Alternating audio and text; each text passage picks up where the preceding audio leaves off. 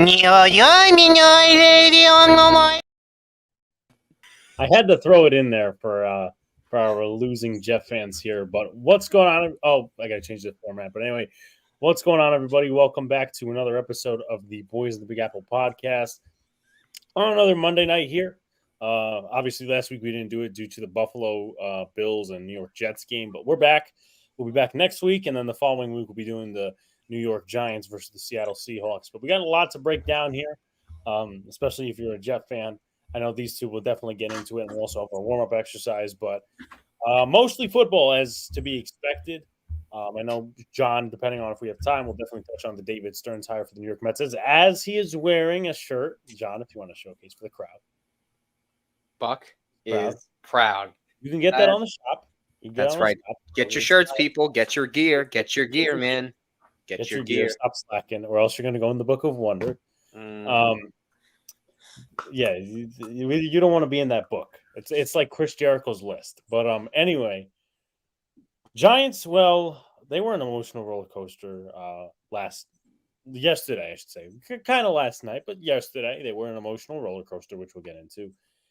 The New York Jets got their ass kicked by the Dallas Cowboys. The Giants did the week before, so I really have no provision to laugh.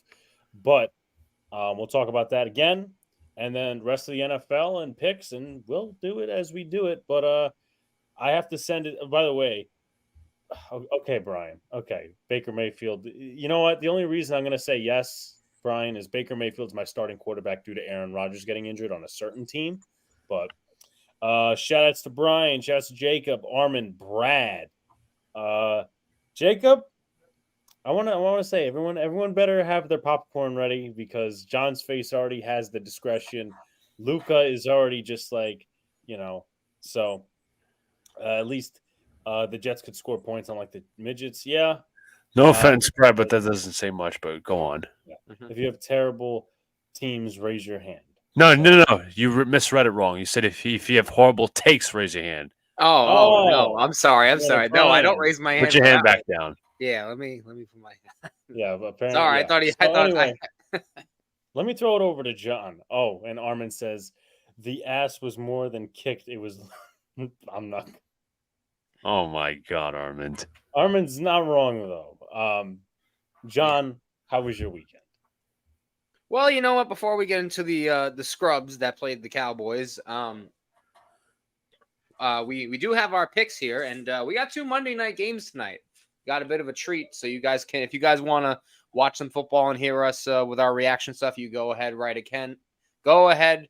All right.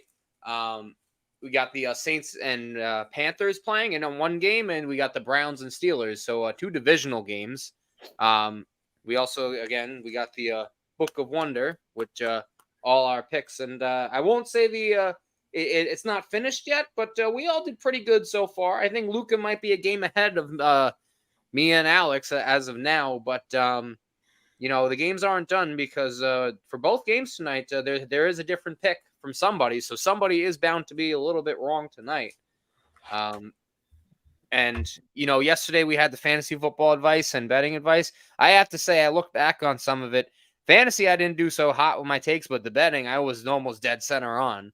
So I guess I'll take it as a half win. Okay, we can't get them all, but nevertheless, the New York Jets were actually horrible. Well, me and Luca will definitely get into it. I don't want to. We're gonna save some of the analysis for later in this episode, obviously. And it was funny because I called Luca and we watched a good chunk of this game, and you know what? I said it Sunday morning. I said, Luca, there's going to be a time where I have to turn the television off because I couldn't take it anymore. And Luca knows because I called him. I said, yep, turned it right off during the fourth quarter, and I enjoy the rest of my Sunday. Go ahead, Luca. You can express your opinions and thoughts. First thoughts. Excuse me? Where's the Jets at? I'm not wearing it today. First thoughts, I hope all is well. I see Jacob saying, can't wait to meet you on Saturday. Yes, the NYY News. I'm sorry, excuse me. Let me rename that NYY Underground event. I can't wait to be there. I'm genuinely excited for the weekend, just to be at the event, just to meet all you guys who are going, obviously.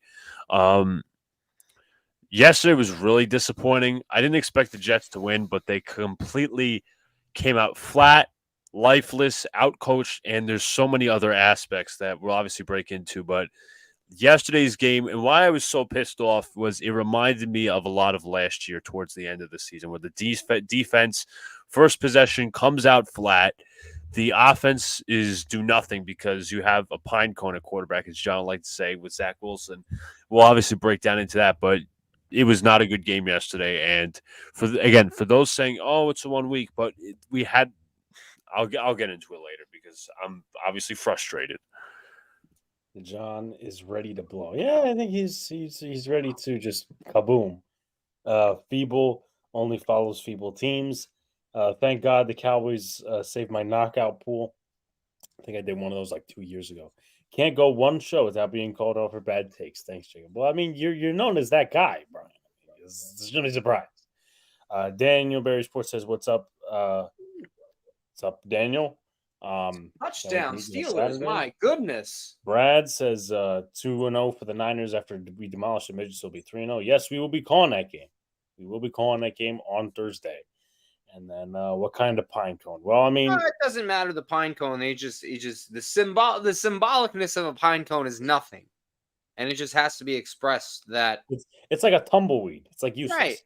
Right.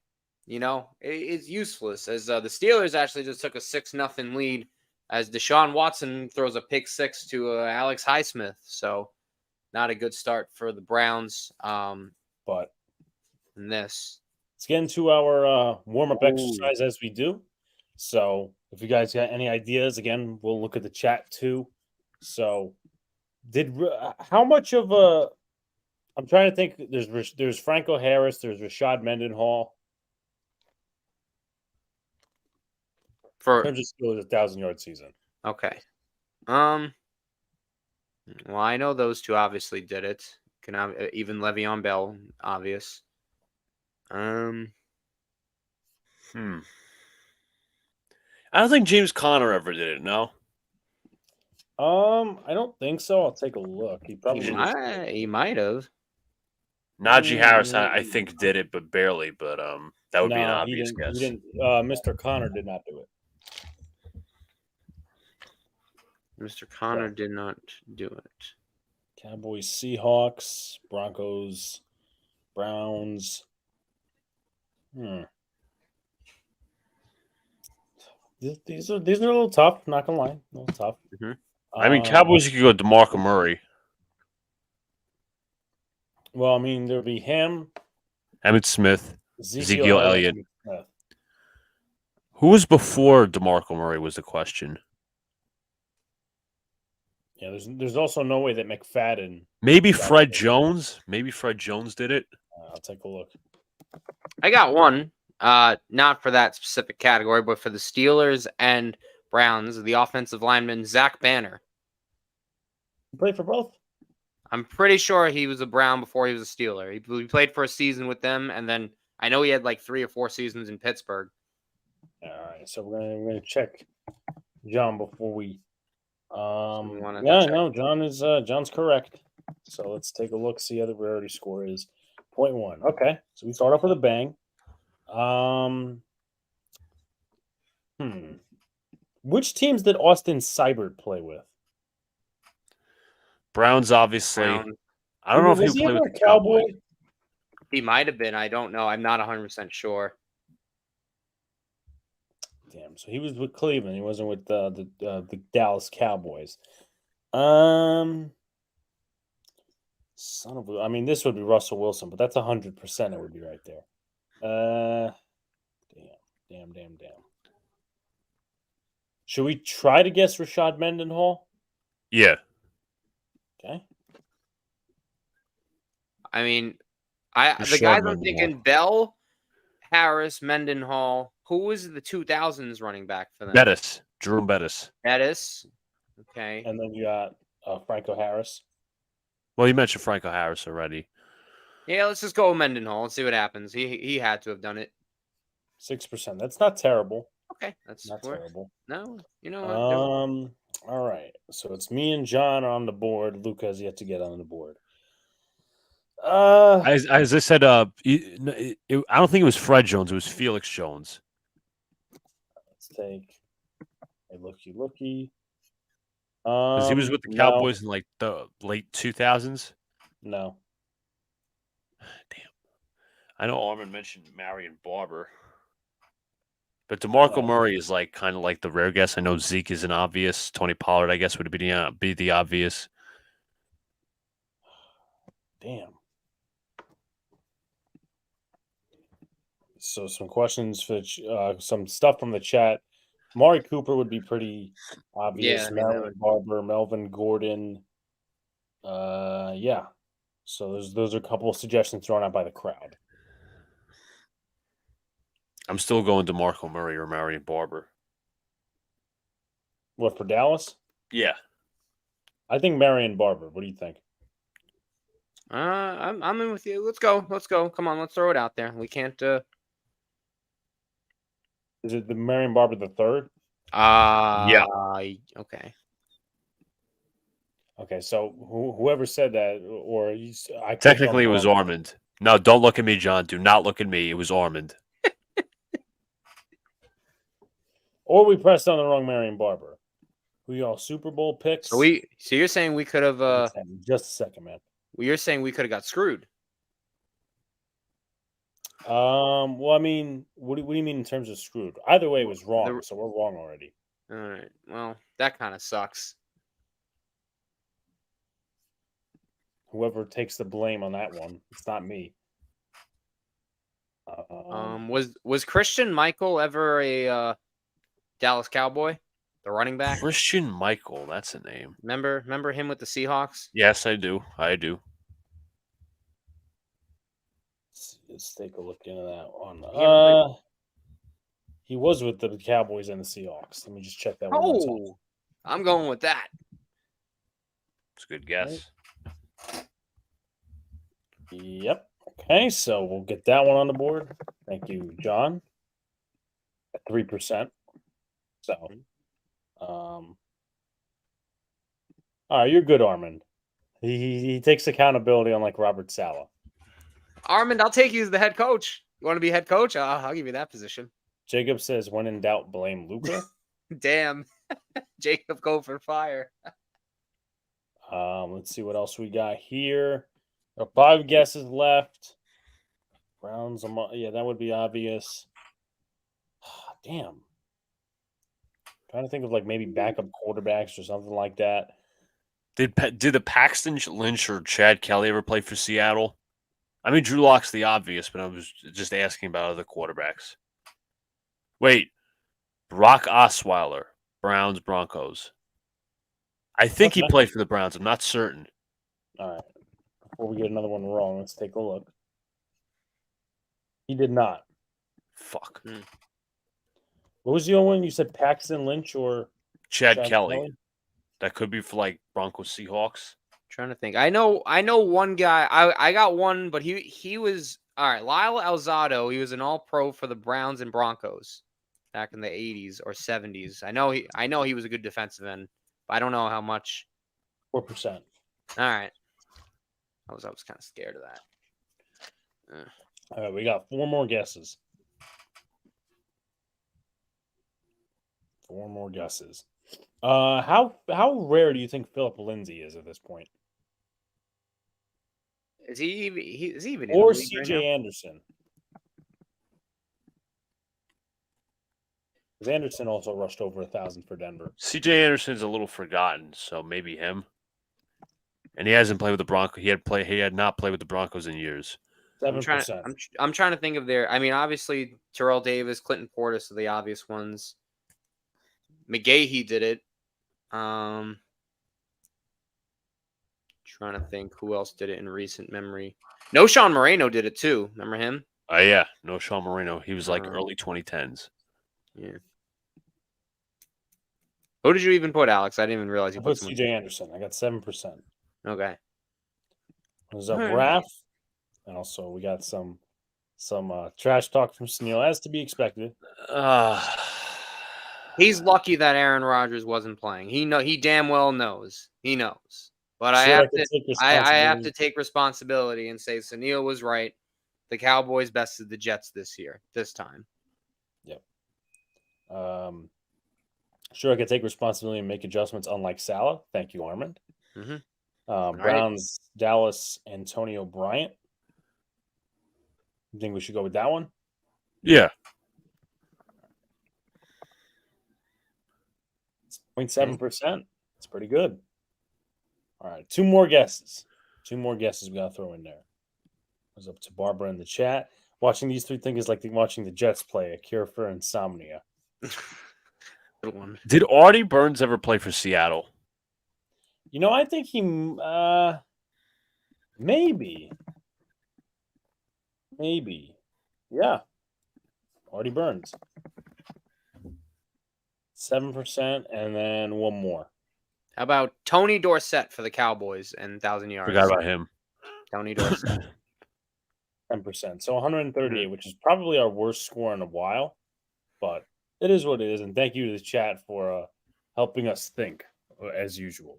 But well, I know my team won, but I think the bigger set of production here is going to be recapping that game that has your guys' team and Sunil's team. So, do you guys want to start out? Sure. I would love to start. I'm gonna pull this up. And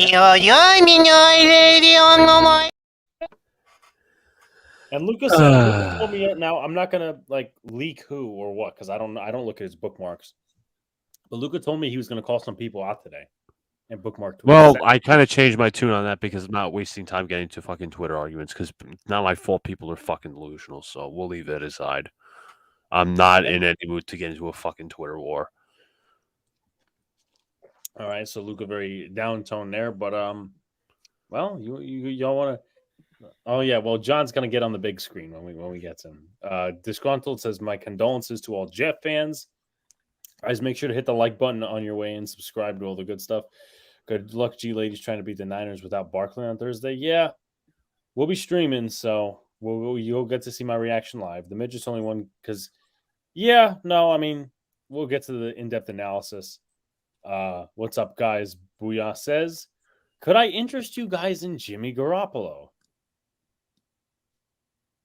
How worse could he be? I mean, what do you offer? Like, what do you want in return? Disgruntled. Yeah, a bag of chips, a pine cone, a pair of glasses. We got a pine cone. I mean, yeah, exactly. Again, to be fair, Jimmy G does not fix all our issues, but you know what? He at least players somewhat fear him throwing the football a little bit. But Luca, if you want to get right into it.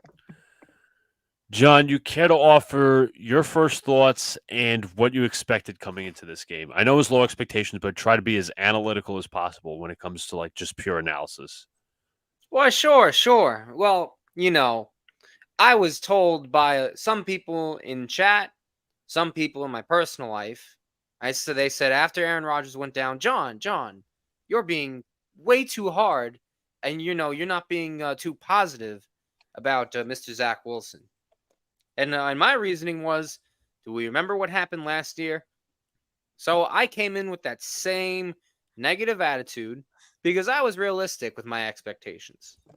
And then I watched this game. I had the pleasure of calling Luca, and we can give our reaction. I was even watching it through the Let's Talk Jets radio. I like their analysis. Go check them out if you guys want to see some good content. They're probably streaming now too, but go check out all their videos. But nevertheless, this offense was not only putrid, not only despicable, but it just lowered my expectations even more because the fact that this GM and coach are going to keep Zach Wilson out there is mind-boggling. I mean, how limited of a quarterback could you be on planet Earth? I have never seen a number two overall pick be so hindered in his abilities, his IQ, his decision making, his everything. And I understand Zach Wilson wasn't the main guy to blame here. Or, I mean, maybe not number one culprit, but he's definitely up there. But nevertheless, they had to game plan an offense to protect him. They can't do anything of any sort, okay? Or I shouldn't say they can't. He can't do anything of any sort. Because, like I say, this man is a pine cone. He doesn't read defenses well. He doesn't adjust to the line of scrimmage well. He does not throw down the field well. He does not, although it was a little okay yesterday, he does not read the pocket well. He does not set his feet correctly. There is a bunch of stuff that is actually garbage. And I'm trying to remain somewhat calm because I don't want to keep yelling every single week and I'm going to lose my voice at some point. And we're only in week 2, by the way, so there's going to be more to come.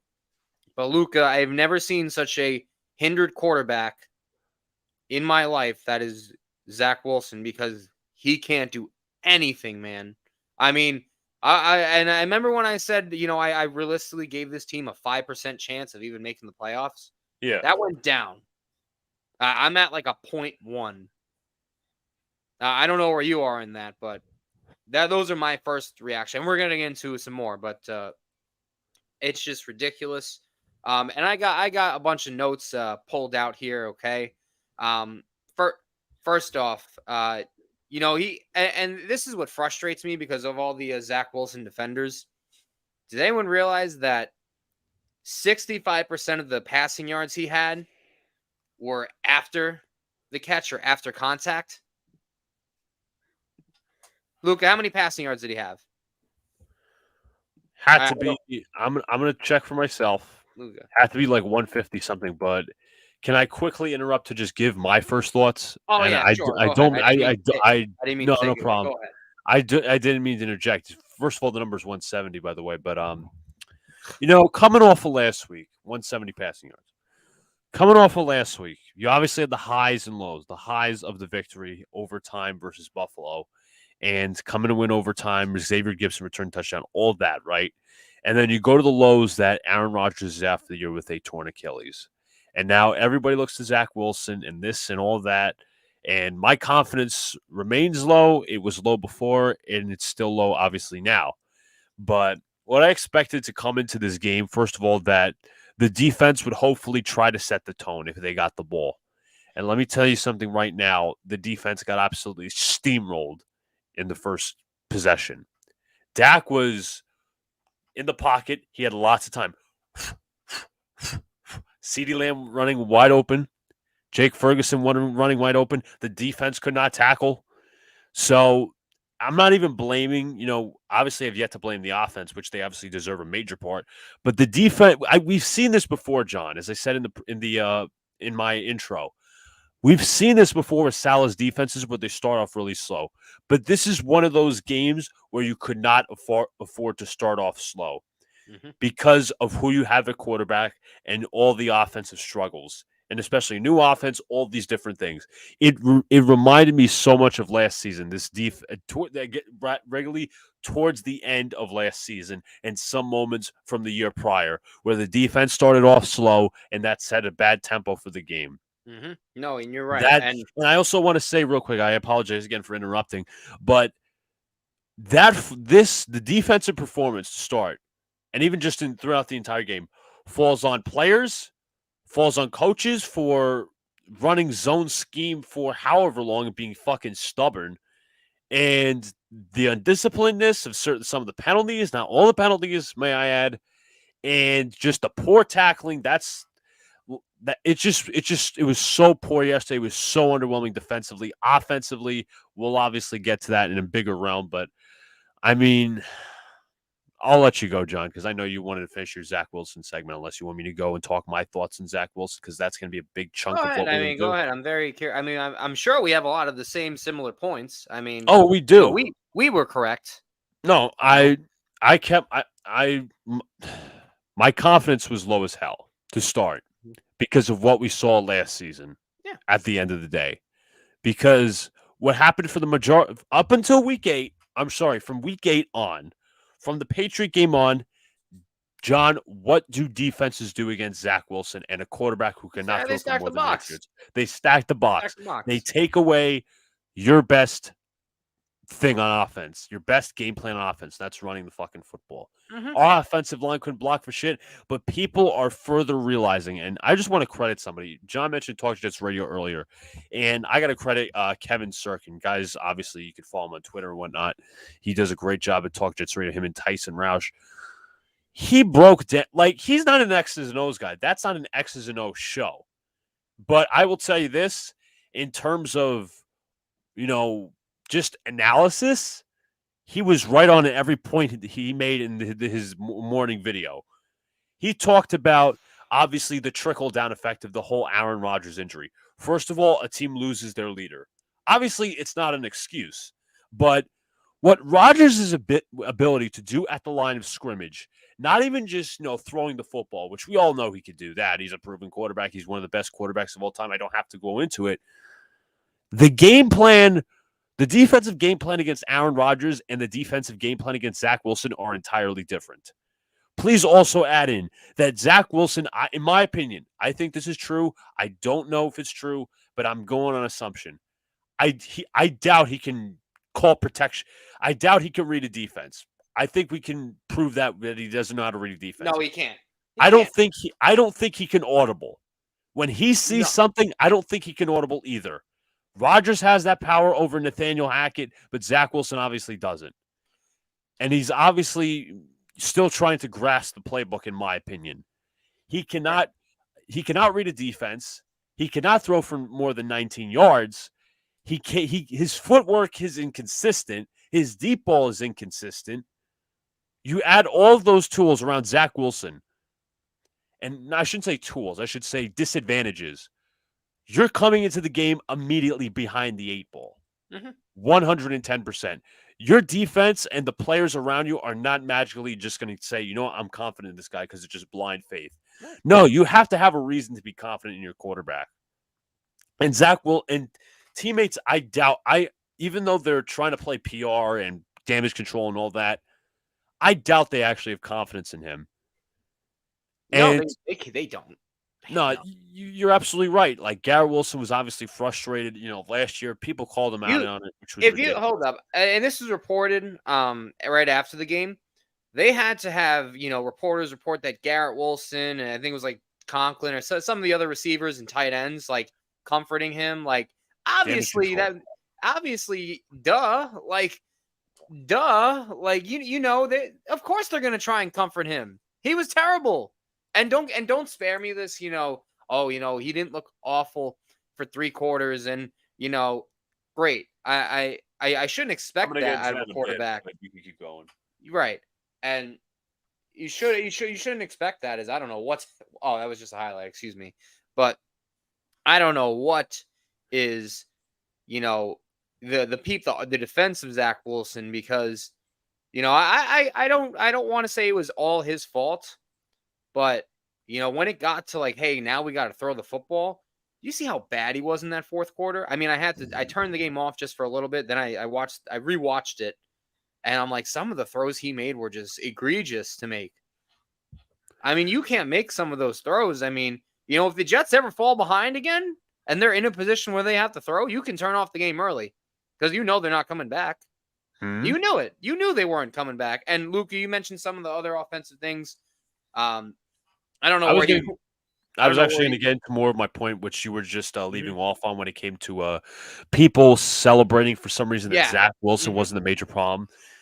Like, I got to ask the fan base, and I'm not attacking the entire fan base because I know there's smart Jet fans out there who could actually, see the game without the green colored glasses. Yeah, I'm sure they can understand.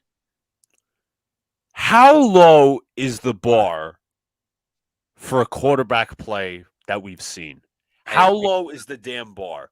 Because, Zach played well for, decent for 3 quarters and all this stuff. Like, people are like, oh, don't rely on the box score. Zach Wilson played better than, what the box score showed. Okay, let's read out his numbers. Zach Wilson, 12 of 27. You want to do the math on that? That is a completion percentage under 50%, 44%. I don't know many quarterbacks that complete under 50% of their passes, even remotely 55. I'm sorry to interrupt. Whenever you get a chance, I want to read comments, but also to add into that, he leads the NFL in interceptions. Listen, yeah, he does. He does. But let's read more of the numbers again, because I obviously watched the game. 170 passing yards, 6.3 yards per attempt, a touchdown, 3 interceptions, 3 sacks, a 46 quarterback rating, and a passer rating of 38.1. Let me also mention this. I don't get it with some of these fans, and I obviously just talked about how some are celebrating this like, oh, it wasn't Zach Wilson's fault. You're right. A majority, it wasn't. But people are, going back to my previous point, people are failing to understand what it is like being behind the 8 ball with this quarterback. No defense respects him. That's why they're going to send every blitz on hell. They're going to stack the box and close down the run game. And that's why Zach is going to look lost. And it's not going to matter if they play their corners off, because all they got to do is just play their corners off in zone, do zone blitzes, and then when they get in the red zone, they're totally confused. They're totally stopped. Right. You're right. Right. Completely agree. And again, going back to some of the fanboys on Twitter, the fanboys out there, the fact that listen, I respect people who break down film, but you cannot be like, there's this one guy. He's like, he was breaking down some of the Zach throws, the actual Zach good throws, but they were in fucking garbage time for the most part. Let's be honest. Yeah. But he didn't choose to break down the interceptions that were in garbage time. So you can't have it both ways. It's one way. It's either you break down the good and bad, or you don't break down shit from him at all, and you write comments about it. So I don't get it. Zach was playing competitive. It was garbage time. It didn't matter. How about the throw to Lazard? That didn't matter. It was an incompletion, and there was a holding penalty on Dwayne Brown. So at the end of the day, it doesn't matter. You cannot pick and choose which Zach highlights you want to, take off or criticize. You have to measure everything in a full glass lens, in a full vase. You can't be fucking glass half empty. You can't be glass half full. You have to read everything as you see it. And I don't think Zach Wilson. I don't think Zach Wilson was terrible yesterday. But for some people celebrating this as a win, you're like, okay, this, and this. It doesn't prove anything to me at the end of the day, because we have so many weeks to go. New England has owned fucking us in Zach Wilson. Zach Wilson was terrible in both of those games last year. You know what Zach Wilson gives us? Normal quarterbacks give you good games, a lot of good plays, all that. Zach Wilson gives us a little bit of good plays and halves. I've never seen I've never seen fans gloss up, oh, he had a good first half. Well, folks, just in case you didn't know, football is 2 halves, 4 quarters. 2 quarters in each half. What was it? What was it yesterday, Luca? It wasn't awful for 3 quarters. He played decent for 3 quarters. Are we going to take out every portion of? Are we going to like? It's embarrassing that gives them the back end excuse to say, "Oh yeah, well he didn't play bad for 3 quarters. He played bad in the 4th, but the game was over by then anyway." Yeah, that's what people are saying, and I don't understand it. And you know what? If you want to call it garbage time, his worst quarter was the 4th quarter anyway. Exactly. So, he made it worse. Again, you can't have it both ways. You can't put the fucking green colored glasses on and say, you know what? Well, Zach played. Like, what is the bar for decent? We've watched bad quarterbacks play in our time. Luke Falk, Trevor Siemian, Sam Darnold, Joe Flacco, Chris Streveler, all those guys. Nothing. Obviously, the bar is set low for us. Like, expecting Zach to be a game manager or having a completion percentage for over 50% and more touchdowns than interceptions is somehow a win in itself. That's how embarrassing low the bar is. He didn't even have that. No, not at all. Neither in week 1. He threw a touchdown and a pick. And I'm not gonna sit here and try to compare this to my game. And it says more about the Giants defense, but Josh Dobbs has outplayed him. That's how bad it is. Exactly. You're right. Exactly. And it's not, and again, like going back to this whole Zach Wilson thing, it's like the organization too has, I shouldn't say mistreat him. They've kind of poorly developed him, but they've also given him some weapons that other quarterbacks wish to have. Sam Darnold wished to have, I'm going to go back in this because I'm going to throw myself into the fire here. Sam Darnold wished to have a Breece Hall. Sam Darnold wished to have a Garrett Wilson. Now, does that say anything about Sam Darnold? No, he wasn't good with us. He wasn't good with us. Obviously, in part to him, because he couldn't read a defense either, and he was poorly coached, and he had a bad offensive line around him. For at least a decent portion, we've set up Zach Wilson for success. But at the end of the day, John, I want to ask you this question. Did you learn anything from Zach Wilson yesterday? The only thing I learned yesterday, I was right. That's all I learned. No, remember I came out here and everyone said I was too negative? Don't you remember that? I had people in the comments saying I was too negative. After 100%. The win. 100%. I learned nothing from Zach Wilson yesterday. He's like, and I'm sure there's people out there that want to be happy about the team. It's this crazy mentality, John, of go team go. Like it's amazing. It's amazing that there's some fanboys out there. It's ridiculous. But going back to the Jets, Alex, and all that. Rechanged my name. I didn't even realize you did that, you clown. Professor Pinecone. I rechanged my name, you clown. I don't deserve that. I was the one that was right. But as I said, we learned nothing from Zach Wilson yesterday. He's still a relative. What's up? I was saying, when you get a shot, I do want to shout out the comments. I know. I'm sorry for rambling, but I just want to finish the Zach portion off. Like with Zach, again, it's so hard to game plan for him because he is so limited as a quarterback. And all these people coming out yesterday, as actually this morning, and I had to say my piece on Twitter, with Kirk Cousins or Aaron Rodgers, we still would have gotten blown out. Yes and no. The offensive line play was terrible, but I will tell you this. No way in hell they are stacking a box against Kirk Cousins, who I would say is above average game manager, good game manager, you could say, or Aaron Rodgers. There's no way in hell they're going to do that. Because if you know NFL, if you know football, if your quarterback makes throws, it opens up the run game. It's not rocket science. And Zach Wilson cannot consistently make throws. For somebody who throws under a 50% completion percentage all the time, inconsistent deep ball, inconsistent everything. Everything is so screwed up. He is probably the worst starting Jets quarterback I've ever seen. I'm not even talking backup, but that's not even the point. Like, how do you have confidence realistically going into next week for Zach Wilson? We have yet to break out the stuff down from the game and all, obviously. But, people saying, Zach Wilson was the problem. And then there's also this narrative people are shitting on Zach now. Oh, poor Zach. Shut up, honestly. What are you, the kid's father? Honestly, bro, get real. This quarterback sucks. And you're not going to win many games with him, to be fair. And John even said that. John said, 5% chance they even make the playoffs. And John's obviously shrunk that lower. Here's my biggest worry. I'll tell you this right now. My biggest worry is, first of all, Salah's and the Jets are not going to sign a quarterback this week, which I find fucking amazing. Which is ridiculous. It's that's more on Joe Douglas for being so arrogant. And I know Salah's got to say it, but the fact that they have it, they should have done this weeks ago, man. I'm sorry. And we're going to get into Joe months Douglas ago. It should have been months ago. That they should have done. You were saying on the show. We said it when fucking Paul was on. I know he said, if Aaron Rodgers is out, the season's over anyway. But you know what? You still have to salvage the season. Because you have players like Garrett Wilson and Sauce Gardner and Breece Hall. You have a young nucleus. You don't want to waste their prime years. And my fear at the end of the day regarding this quarterback is the Jets will either A, bench him too late, and that is a possibility because this offensive coordinator, before I fucking rip him too, I think they'll get stubborn eventually. This coaching staff will get stubborn.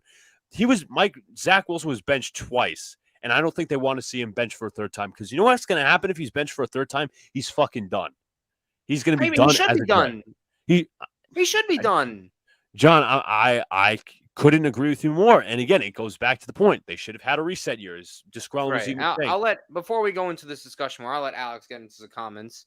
I have a couple of things to catch up on. Brad says still crying over the Jets. Yes.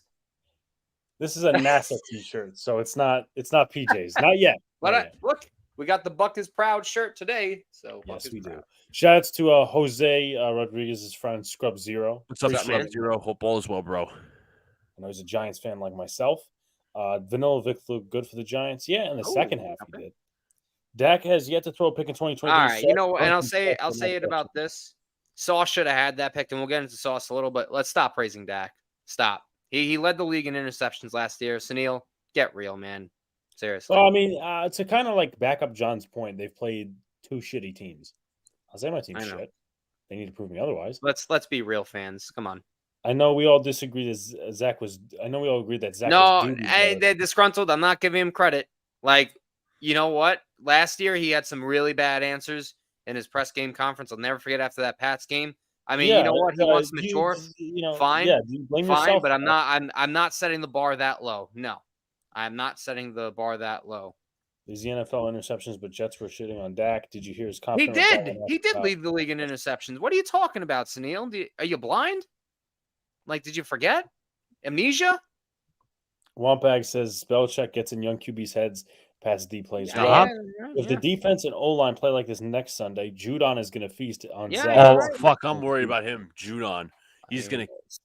Yep. It's going to be a cut. Michael Parsons is the best player in the NFL right now. I don't think the Jets were winning this game with Rodgers. It's debatable. It's debatable, but I don't think they're going to get it blown out. During that game. Gamers that play Madden make better adjustments to sell the coaching staff. That's true. Yeah, it's true, Jacob. But I mean, wrong. I have to be real when you do factor it in. We'll get into the game later, but it was against the Cardinals. And I'm not a go team go. I'm not a pessimist, but Wompag, I completely disagree. That score was very misleading. It was so bad. The Cowboys had more plays in our red zone than we had total plays. I think he was talking about for the half. For a half. I'm talking about the half too. They did at one point. Both Ghettolands teams a combined 4-point differential of -51. Giants -37. Jets -14. In order for yesterday's loss, you blame 1 defense, 2 O-line, 3 coaching staff, and no. I mean, you could put it in any order you want. So the Jets are ahead at 1-1. Yeah, Nickelodeon picked up the Jets stream yesterday. Dennis the Menace with music popped up. Mr. Wilson. Only 11% of 0-2 teams make the playoffs. Well, both of our teams are 1-1. Crimea River Feeble. Jets should have re-signed Mike White to back him up with Aaron. It's not even just Mike White, a probable backup quarterback, and the Jets have failed to do so. The joke that repeatedly writes itself in the Ghettolands annually. Yeah, it's the Jets. Shout out to Jets for mess. Salah has a nice used car. He wants to call him a used car salesman. Yeah, he's that. Let me tell you right now, Jets mess. He's definitely doing that right now with Zach Wilson. Yeah, no, literally. Luca, regardless who was behind center, the O-line struggles blocking weeks 1 and 2. You got lucky versus the Bills, so not much versus Dallas. Assume Rodgers was available this week. He would have been done yesterday. They still would have had a chance, though. Like, you kind of have to admit that. I don't care if there's like an average or below average. Like, I'll give Dallas defense their creds, but as Luca said earlier, they're not stacking the box versus Aaron Rodgers because Aaron Rodgers can create time. You could do the Jets would have at least had some sort of run game. Exactly. So I don't necessarily agree with that too much. When's the last time the Yanks, Mets, Jets, Giants won't make the playoffs? That is a very good question, actually.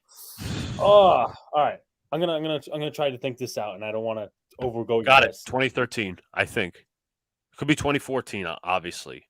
2014, 2013. I know the Giants didn't make the playoffs. I know the Yankees didn't make the playoffs. I know the Mets didn't. Yeah, so it got to be 2014. 2013, right. 2014. Yep. Read the comments. It was focused discounting his picks, but rather say he said in the postgame when he asked about him, he said it was behind him and he's into the present. Congratulations. It's still on his body of work. Genius. Who's he talking about? He's talking about Dak. I'm talking about Dak last year, so on. He did lead the league in last year. That is a fact.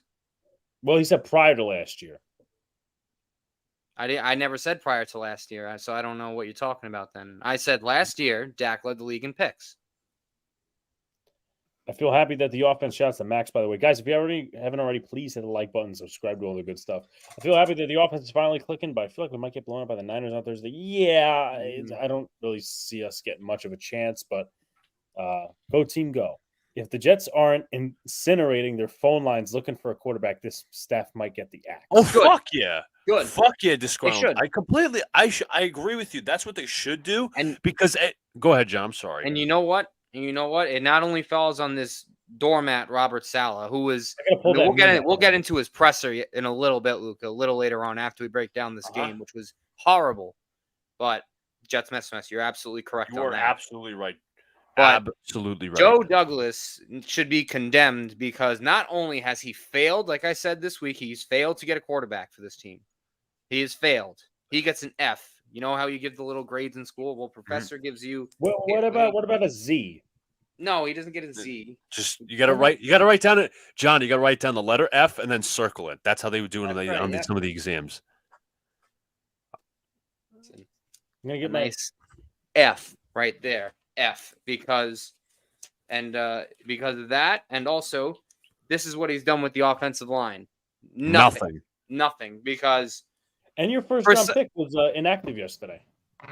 Well, we'll get into that in a sec. I don't think he would have helped that much, but nevertheless, it proves a point. All I'm saying before I get my water is just all it shows is like asset management. Oh yeah, yep. Anywho, as I was saying, wait. I'm sorry again to interrupt. I gotta go get my water, but I gotta go take a look at the film. Okay. We'll get to that later, Alex. But anyway. John, you were saying. So anyway, Joe Douglas has been called the guru whisperer of the offensive line.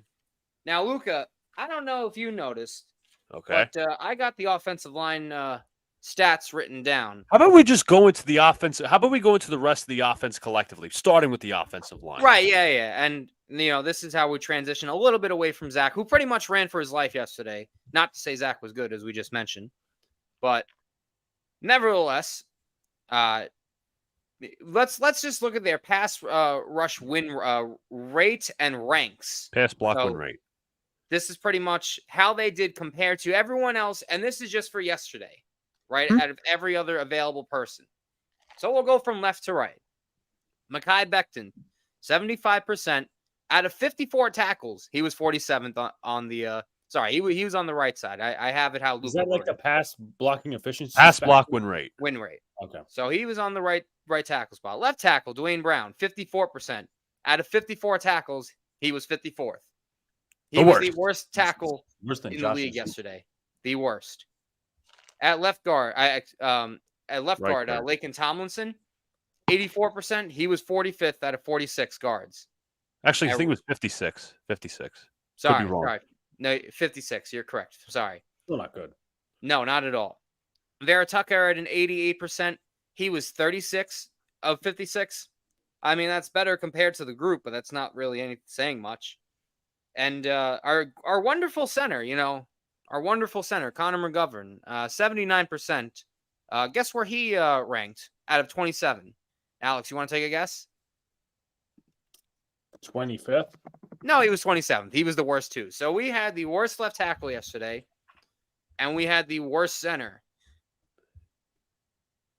For such an offensive line guru, right? For such an offensive line guru, Joe Douglas, you're a clown and you get an F because nobody could block yesterday. I mean, Micah Parsons, DeMarcus Lawrence just tore up everyone. There's some other guys there that I just can't think of off the top of my head. But they blew up everyone yesterday, okay? They couldn't get the run game going. They did pretty much nothing correctly. And Nathaniel Hackett is a clown here, too, because he does not get absolved from this. Tell me, Luca, do you know the Cowboys have a strong front four? They have good run stoppers in the middle. They upgraded that heavily. They have a very good secondary. Obviously, you got Gilmore, you got Diggs, you got Hooker, who had a pick yesterday. The linebackers are probably their weakest part. Mm-hmm. Wouldn't it be a little smart for them to, I don't know, scheme something where we can attack the linebackers, whether it's a run or pass? I'll tell you this, John, a running back screen, a halfback slip screen would have been perfect. That's one of the things I was getting at. I just want to talk. I want to go. I mean, this also involves Hackett because he was a clown for the way he called plays yesterday. First of all, as we said, he called plays scared yesterday, and that he did. He did. Absolutely. He called plays scared yesterday. And I understand, we talked about this. Zach Wilson's limited, but if you're going to give, if you're going to try to give the Dallas defense something to fear, you're not going to fucking do it by running the first two goddamn plays and be stuck in 3rd and long. That's never going to be successful. Especially what? That's a Gase thing. Yeah, that was a Gase thing. Run on first down constantly. Fucking Frank Gore. I don't get why. Here's another thing. When we were running, John, we ran to the left side and up the middle. We ran to the one side once. It actually worked. Why are we running to the left side with two of our worst blockers? I have no clue. And I have the film on that. And you know what? And going back to Alex's point with the inactive of Will McDonald, it's not really an indictment on the kid. Like I think he played very well during the preseason. I think he exceeded my expectations during that. But the fact that he's inactive, and we'll look at some of the film, I just want to make this point. Yeah, but the fact that he's inactive, right? And if you're the Jets, right? Like, what is the one thing me and Luca have been clamoring for? A tackle. I don't know how long we've been clamoring for it, but we said it months ago. And the fact that we didn't come away with one, I think our best draft pick from this year was Carter Warren. That says a lot, man. And Douglas has not built an offense. I mean, look where he got these guys. I mean, Dwayne Brown was a late signing, from last year. And he just came off rotator cuff surgery. So it's even more of a... he's an old veteran. I'm sorry to interrupt. We literally explained the risks, but you're going to explain them again behind every player on the offensive line. Yeah, surgery, old age, just, not a good not a whole lot of training camp practice this year because he was banged up. Lake and Tomlinson signing by Douglas has been dreadful. Oh, I agree. Has been actually dreadful to watch. McGovern, we brought him back. I'm considering someone's getting moved around on this offensive line. If it were up to me, at right guard, Vera Tucker, yeah, he sort of hit there. I mean, Vera Tucker's gotten off to a slow start. He might be the one bright spot of the future, but he did not play good yesterday. And Mekhi Becton, I mean, this dude cannot stop taking penalties. He had one last week, and I think he had two this week. Yeah, I mean, starting to hold. Just no rhythm or cadence with him, and he just no discipline sometimes. I mean, dear God, I know he can run block, but his pass blocking and the penalties are becoming a major issue. But Luca, you have some lovely film here that we can dissect this terrible offensive line. Go ahead, Alex. Go ahead. Quickly address the comments. Lawson was invisible yesterday. That was another one. Yeah. This could be a 4-win season. Oh God, I hope not. I'll be fucking livid if that's the case. But go on. Only good for coaching Aaron Rodgers. Tell me about it. I agree. Got no one to protect the safe. O-lineman, just a bunch of cashiers. No, literally. Thank God. Nathaniel can't hack it. There's the old nickname that people. Yeah, it was for Paul Hackett, his fucking dad. Yeah, he used to be the offensive coordinator of the Jets, and the Jet fans used to cheer Paul can't hack it back in the 04 days. Right. I could have taken down their D-line. All the talk on that D-line, they look like crap yesterday. That's another discussion, but yes, I agree with that. Damn, and we were playing Azudu, who's a guard at left tackle, and he graded 22nd. To be fair, yes, they were playing a card. Let me ask this. How did Marcus McKeithen grade out compared? I might have the efficiency soon. His first NFL game. I'll get to that in just a second, but I will say, I'll half side that comment and say, yeah, he was playing Arizona yesterday, but he actually did pretty good against Dallas. I know it was garbage time, but wait, who did you say again? Josh Azudu, who's our guard, he's playing left tackle. So I know for a fact he graded better than Dwayne Brown. Oh, he probably did. Oh yeah, no, Brown was the worst. Let me look it up because someone put out the pass block efficiencies or whatever. You know what, John? You know what Connor McGovern's pass block grade efficiency this week was? What was it? 5. Go ahead. I'll get into my reaction analysis after we do the film. But go ahead. Yeah. Show us this. All right, folks. This is what happened. This one. Go ahead, Alex. What was I saying? But do you think the loss is only QB play because some play calls were questionable? Yeah. Oh, I agree. I think it's a combination. Yeah. It's worst O-line in the league. How about JD getting our left tackle less than 2 weeks before the season literally, started? Seriously, this is what we're talking about. And then, of course, this was a couple minutes ago, but going back to the Dak argument. Sunil, there's a reason why you brought up Dak Prescott to gloat about him, and you tried to take away his interceptions from last year. So, obviously, I don't think you know what you're talking about, okay? Marcus McKeithen looked good at right guard, too. Yeah, no. No, he did. I mean, DJ is still throwing touchdowns. It's now up 87-28. What's up, Drew? If you guys haven't already, please go subscribe to Two Giant Goofballs. They're a lot of fun over there. We might actually be putting a line together this season. I mean, we made chicken salad out of chicken scratch, but we have to see how they pair up on Thursday without Ben Bredesen. The Daniel Can't Hack It is the Jets' best version of Dylan Lawson. That actually might be true. I'm going to get the efficiency numbers up, but I want to let you guys talk about your film. Folks, this is what happens when you run on the right side of the offensive line. Mind you, let me say this. Dalvin Cook did not have a good day yesterday, but watch these three guys, Vera Tucker, Becton, and Ruckert.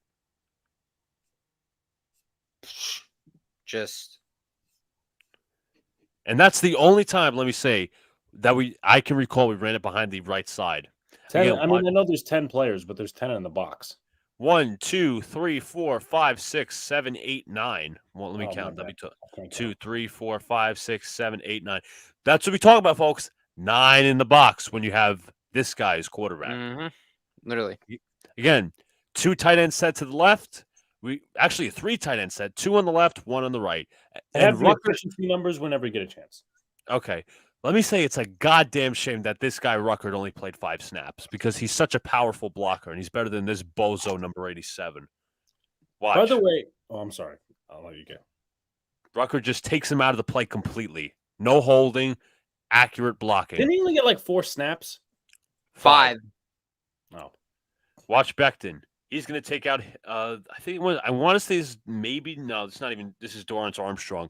Takes him out of the play, moves him right. Good job by Becton. Nice work using it. You know what? I gotta give, that was probably Cook's one of his best runs. I give him more credit than anyone on that play because someone did almost get beat, but he's still like able to break a tackle. Now we got AVT against the inside man. Pass off to McGovern. McGovern falls like a fucking moron, but AVT does a nice job of passing. Maybe trying to either he fell, or he was trying to cut somebody. Let's see. I can't make it. I can't make. You can't make heads or tails of it. But if you watch, AVT properly gets the second level, moving Van Der Esch out of the play completely. But hell, John, we can't run the ball behind them for whatever reason. So, real quickly, I know you wanted those efficiency numbers. John Michael Schmitz was the best pass blocker efficiency-wise this week. Meanwhile, I'm not throwing shots just to throw shots, but Joe Tippmann's not playing, and he was a little bit of a higher pick. Evan Neal ranked 15th, so I don't know where Mekhi Becton ranked. Again, be factor aware that there's 2 different teams, 2 different types of teams.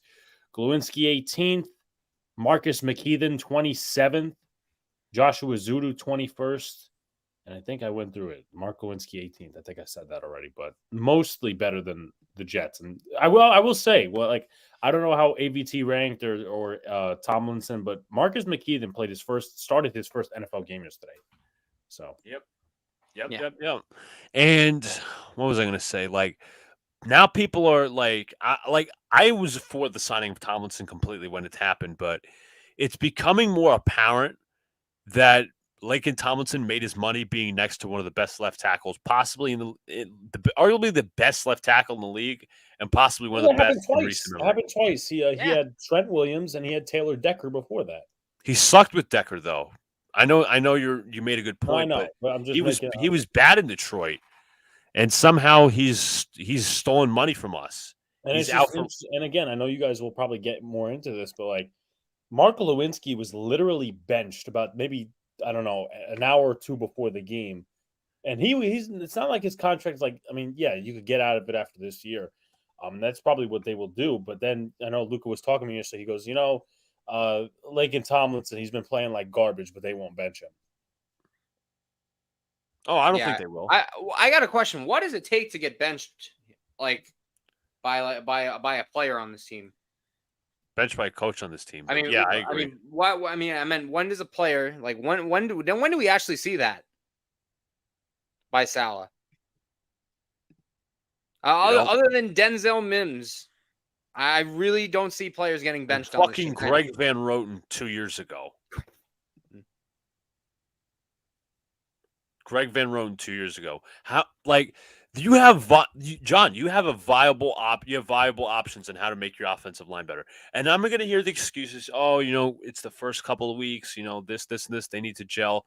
But let's see some Dwayne Brown reps of him being completely blown off the ball in some aspects. This is just a joke. Here we go. This is from Buffalo. I'm going to pull this up.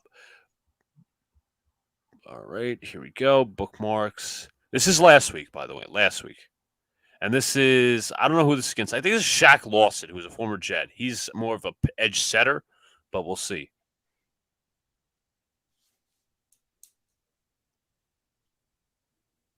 I mean, he guides him to the fucking quarterback. What here is you that? go.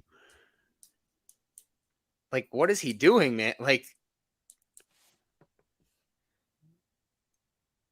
here, let me give you a free ride to the quarterback. Unbelievable. Let me zoom out of this. And then we're going to see this is Dwayne Brown absolutely getting blown off the ball by Micah Parsons. And our fucking idiot offensive coordinator, how many times did you have to see Dwayne Brown get blown off the ball on the left side and not add a tight end there? Hey, That you know what's funny? Amazing. You know what's funny in this play too? Hey, he gave us a little bit of help with Dalvin Cook. I think he's a blocker in this play. Where's Dalvin Cook lined up?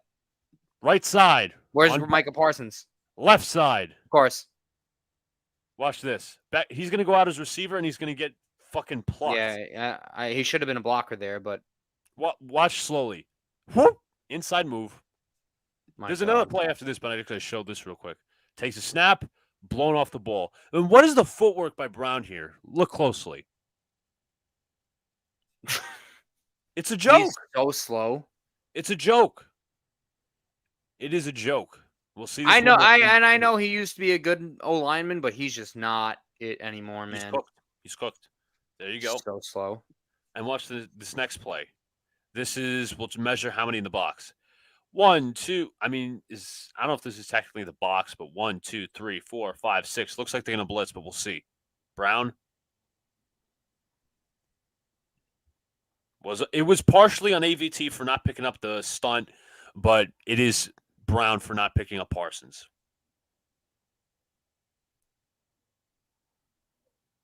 Here's another play. Fucking terrible, bro. On a screen pass, that should be quick. I'm not really going to blame Zach there, but fucking Christ.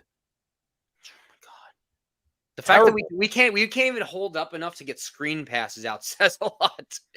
And I love how you mentioned it. Like, there is no adjustments from Sal. I don't care what he said in the post, like in that post. What he said in the I'll get to the presser in a bit. We'll get to that later. But the fact that number one, this goes on Hackett too. Jeremy Ruckett's your best blocking tight end. He had 5 snaps. How many snaps did Uzama get? I actually could look that up. Yeah, you can. I wasn't looking at the number, but all right, I'll get it. Don't worry about it. But the fact that Ruckert, who by the way, you remember that 83-yard run that Hall had in week 1? Yes. Guess who was the lead blocker there? Jeremy Ruckert. So how in God's name? Not to mention Breece Hall got 4 snaps. We'll get into. I was just about to get into. So, John, to answer your question, Seiji Uzama got 15 snaps, which is 32% of the offensive snap. How is Uzama getting more snaps than Uzama didn't do anything in the pass game. He sure is not. He did terrible in blocking yesterday. I don't know. I didn't want to look at his numbers, but I saw him get beat a few times, and it was just like, dear God, like, this is just horrible to watch. The fact that Ruckert's not in more, especially if you're calling running plays on like first and second down constantly, like, wouldn't that make sense to have your best blocking tight end in there? Oh, and also maybe have him help and chip on Micah Parsons, probably one of the best defensive players in the game. If not, we couldn't do that. No adjustments, man. And Alex, you mentioned my next point. The Dalvin Cook and Breece Hall snaps just made absolutely no sense. First off, Dalvin Cook's was horrible yesterday. I know the run game in general. Dalvin Cook, especially himself, had no burst, okay? And I know he had no blocking ahead of him. I understand that. But had a huge turnover that Micah Parsons basically just ripped the ball out of him. That was just dreadful to watch there. Like I said, no burst with him, no good cuts with Cook. He looks cooked. 4 rushes, 7 yards, 1 reception, 5 yards, and the fumble loss. So that was his stat line. How many rushing? Like, who was the leading rusher? Oh, jeez, Zach Wilson, 5 carries for 36 yards. Zach, it was that bad. But real quickly, I just want to get to some comments.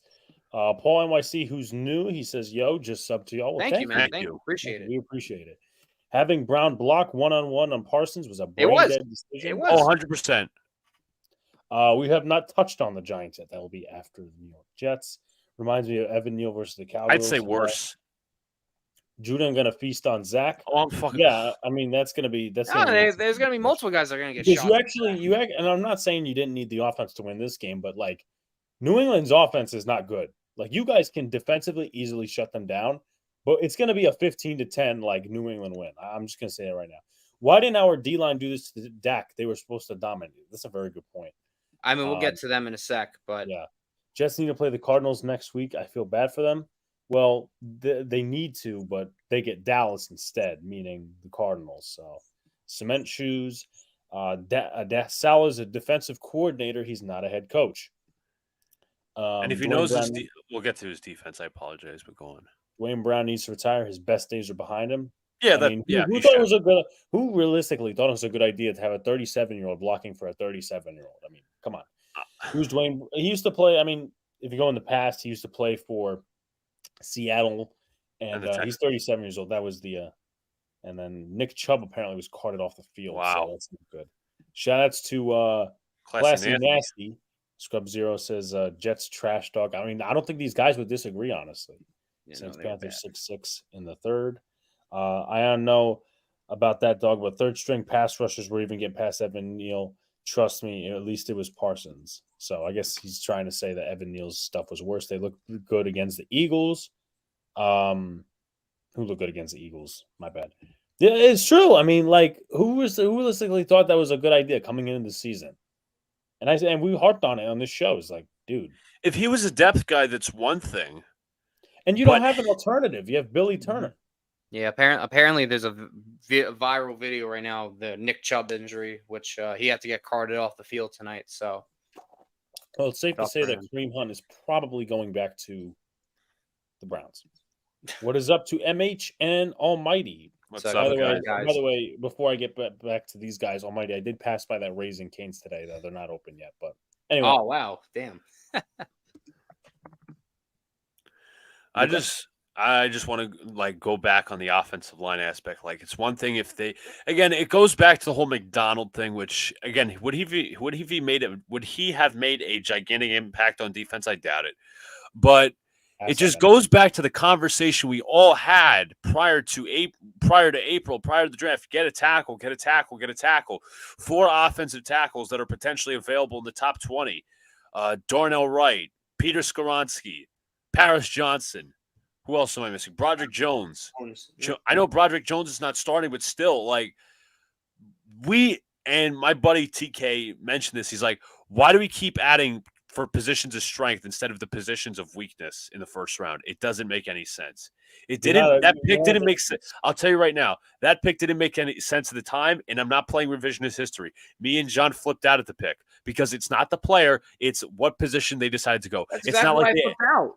It's not like they added a slot receiver. It's not like they added a run-stuffing defensive tackle.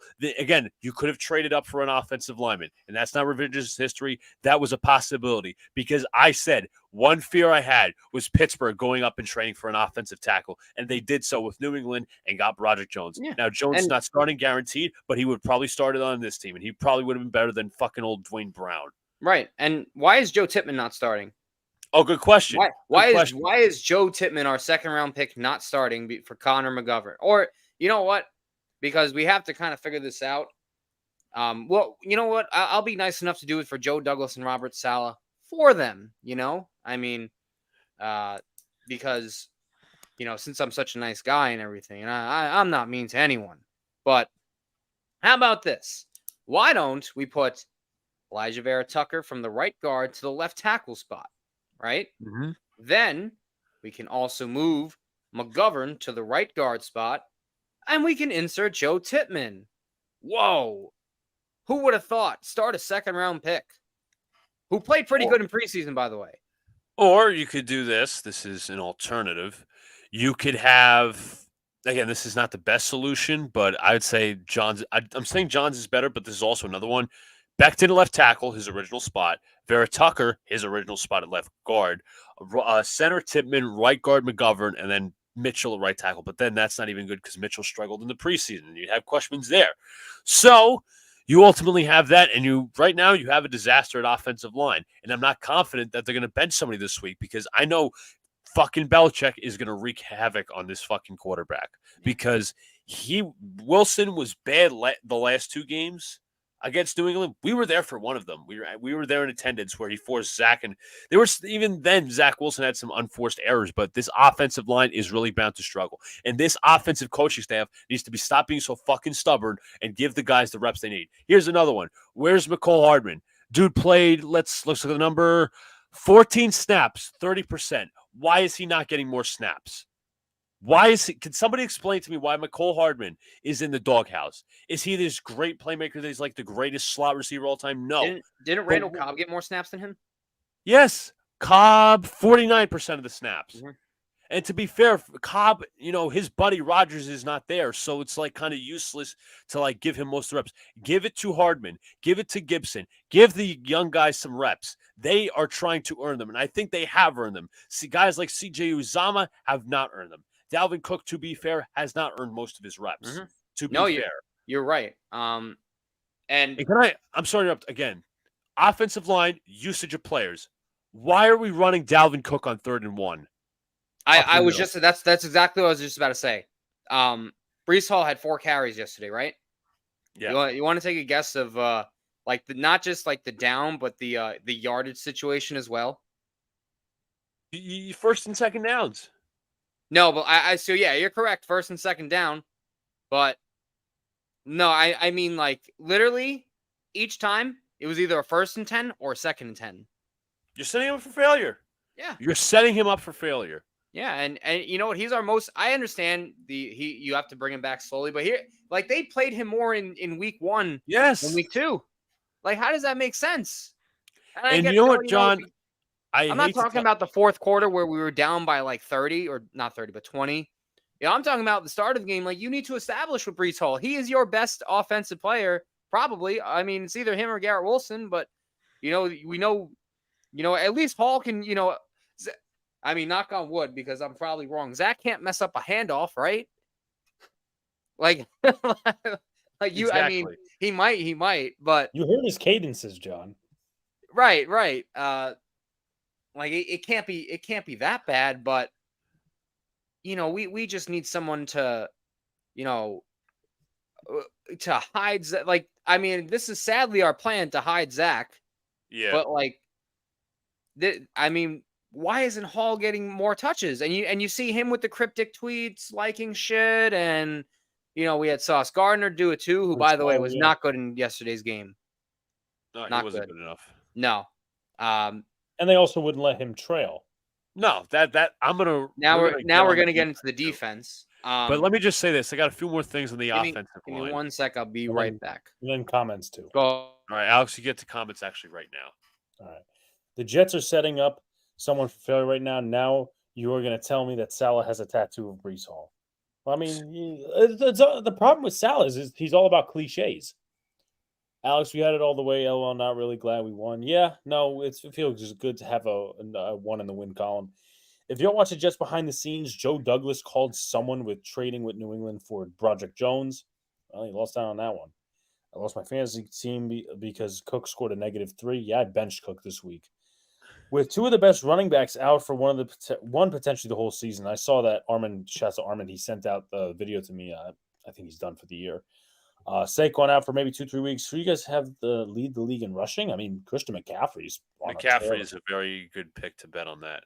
With the Jets and Giants combined, we still have a crap line. I mean, yeah. Oh yeah, definitely. That's a given, man. Definitely. With the Jets, would take 2 best. If the Jets need to take 2 best players from Dallas's recent drafts, we draft 2 criterion in mind: areas of need and best player available to position. I mean, that's kind of how you're supposed to do it. Let's see. You guys should have traded up with capital left over from Rodgers. Oh, fuck yeah. He didn't like Joe Cat, who's obviously no longer a Jets fan. He said even while this stuff was happening with Rodgers and you're waiting on him, you should have – whoever was your quarterback, you got to put a competent offensive line before him. Yeah, you kind of do. Jones refueled. I mean, like, I'm not going to play revisionist history 100%, but like, you maybe could have taken that second and traded up for, with that first round pick for Broderick Jones or whoever you wanted to get in the top 10.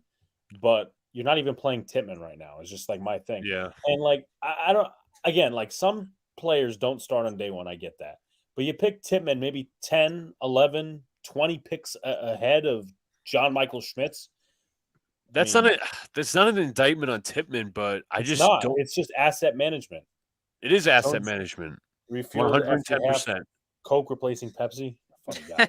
This Thank again. God Saquon's injury I isn't can't. as serious. He's missing Thursday night, but he's week to week after. I think we'll be back for the Seahawks. They said 3 weeks. So, Raising Cane's is trash. I haven't had, so I can't really say. Oh, are we starting this debate again? I know your Food debate. defense is really good. Do you think the Jets will still beat us when we play? Just curious. I can't say right now. It's tough, Max, because I mean I like the way our offense looked in the second half, but I know if Wink is smart, he can confuse the living crap out of Zach Wilson. Yeah, they'll stack the box Brees easily. Hall ruined my fantasy yesterday in Burrow. Yeah, Burrow tweaked his hamstring again, or whatever the injury he had was. It's calf. There was a report out there. Does Salah get the boot at the season's end if the Jets continue? I think he should. I'm going to be completely honest. 2 things to answer Scrub Zero's comment. I think he should if he ends up tail spinning because the locker room will all point at him and Zach Wilson because like it's dangerous to tie yourself to Zach Wilson because you're going to end up losing the locker room because obviously last year and this year come on, but regardless, he's lucky to be even here this year because we lost 6-7 games in a row last year and missed the playoffs because of that. And it wasn't just because of the quarterback. Yeah, remember LaFleur got the scapegoat last year, but Yeah, I like to throw another caveat in there and say not only should Salah be fired, but Joe Douglas should be gone too. He shouldn't be making decisions anymore. Here's the problem with that, and I'm not disagreeing with you, John, and I do want to get to some comments, and I want to bring that up. Reason can't just open up a Tampa Bay here? Yeah, Drew's a Tampa resident. I went from lines from like Chick-fil-A to no lines within a month. Yeah, competition. Bro is up in the air for next Monday. Of course he is. Oh my God, I just saw that. Yeah, I saw again. Armin DM me. I don't think. Yeah, it's a nasty hit. It's not like it's just tough to watch kind of hit. Yeah, one of those. Should have called the Lions trade up to 12. Yeah. Yep. If Sal is fired, this is what I said. Get ready for Hackett to be the head coach. That would be such a disaster. Yeah. I thought Sal should have been gone last year. Him and Douglas. I mean, I know Luca wanted him gone. Anyone else have the theme song Tales from the show Tailspin in their head now? All Jets eggs were in Rodgers' basket a risky way. But to be fair, I still would have taken that basket. I still would have put my. I mean, of course you had to. That was the only way you're going to bring people in the seats this year. Exactly. That's the only way that's the way you were only going to sell people on Salah coming back is okay. Can I ask in response to Alex's question? Not question, I should say comment. Who the fuck is going to the Jet game for week 3? Who the hell will actually? What Jet fan will? I'm gonna call a mini timeout. I think it's now. Yeah, my team won yesterday. That's again separate entity. The fact that game is still $200 is a fucking disgrace. I will not give the Giants too much credit, and the Jets are playing like shit, and they have Zach Wilson for the rest of the season. So fuck you, MetLife Stadium, you ass trash can of a fucking. Can I also say something that's related to ticket prices, John? I'd like to tell you, I think I know a season ticket holder. The Mets have raised season ticket prices for next year. Then they better be getting someone good. Oh, Luca, do you want to tell the audience now? I think this was from. Armin probably knows this one. You want to tell everybody what you get if you're a Jets season ticket holder? A magnet for your fridge and a yearbook or calendar. That's it. Yes. The map. Oh, this is a dream. Thank you, God. I've wasted so much time on the Jets watching, but hey, get those magnets, get those calendars. But Mike Greenberg got a bunch of Jets fucking material. I don't get that. That's a smack because he's got the ends. He's got the ends. I personally thought the Jets should have traded and paid for Lamar Jackson. I didn't want Rodgers is here because it's shitty Zach playing. Yeah. And you know what people are not understanding? Yes, Armin, I agree with that completely. The reason we brought in Aaron Rodgers is because we had to replace Zach. Mm-hmm. Exactly. Like some people still can't. So how is this coaching staff trying to sell us that the season's not lost? Yeah, it's lost. Remember, John, Robert Saleh said we were a quarterback away. We're going to bring in a Yeah, veteran. exactly my point. At the end of last year, Saleh's Quarterback like, away. on a beach somewhere. Exactly. He needs to go on a beach somewhere, read a book. Yeah, you know what's the problem this year? We're quarterback away. Well, we're not maybe not because we have some other holes, but still, again, it's just dreadful. And you know what? I wanted to move on to the defense. I do want to address John's point from before, and it kind of relates to Armin's thing. It's kind of a no-win situation because if you do fire Saleh, if you do fire Joe Douglas, right? Hackett is the head coach. I'm telling you, right? If Aaron, it's two things. Number one, if Hackett isn't here and they say, okay, you got to go somewhere else, I think Aaron Rodgers is gone. Like, I don't think there's really to a full reset then. Exactly. Like, you have to strip it down. Everything else, Garrett Wilson play out his rookie contract, Quinnen Williams the extension for nothing, or you have Rodgers come back. Hope that Hackett isn't what he was in Denver. And then whatever the case may be, Rodgers finishes out his career, however that ends, which we can't even fucking predict right now. Jets have been a QB away my whole life. No, it feels like that. He's not. It's not wrong. Yeah. Let's see. Nick Chubb dislocated his left knee tore. Oh yeah, he's done. He's done for the season. Those injuries are terrible, man. I mean, those injuries. I mean, I'll never forget the these are the people that watch college basketball. I'll never forget the Kevin Ware injury. That might have been the worst injury I've ever seen in my life. But that just sucks for Chubb, man. He's such a good player in this league, but sucks to see that happen. Fire Saleh and draft. How about this? I got a solution. I obviously see Sunil's comment. How about we take a second shot at Kirk Cousins if Rodgers ends up retiring? If Rodgers doesn't come back, because that's such a tricky situation for next year because you don't know what he's going to be like. What he's going to come into. Right, that too. But here's, again, I don't want to take away from your guys' segment, but what's going to push? I said Hackett would be head coach if Josh was fired on Jets turbulence to make sure Rodgers comes back. That would be the seller, especially at his age for a running back. That could be career ending.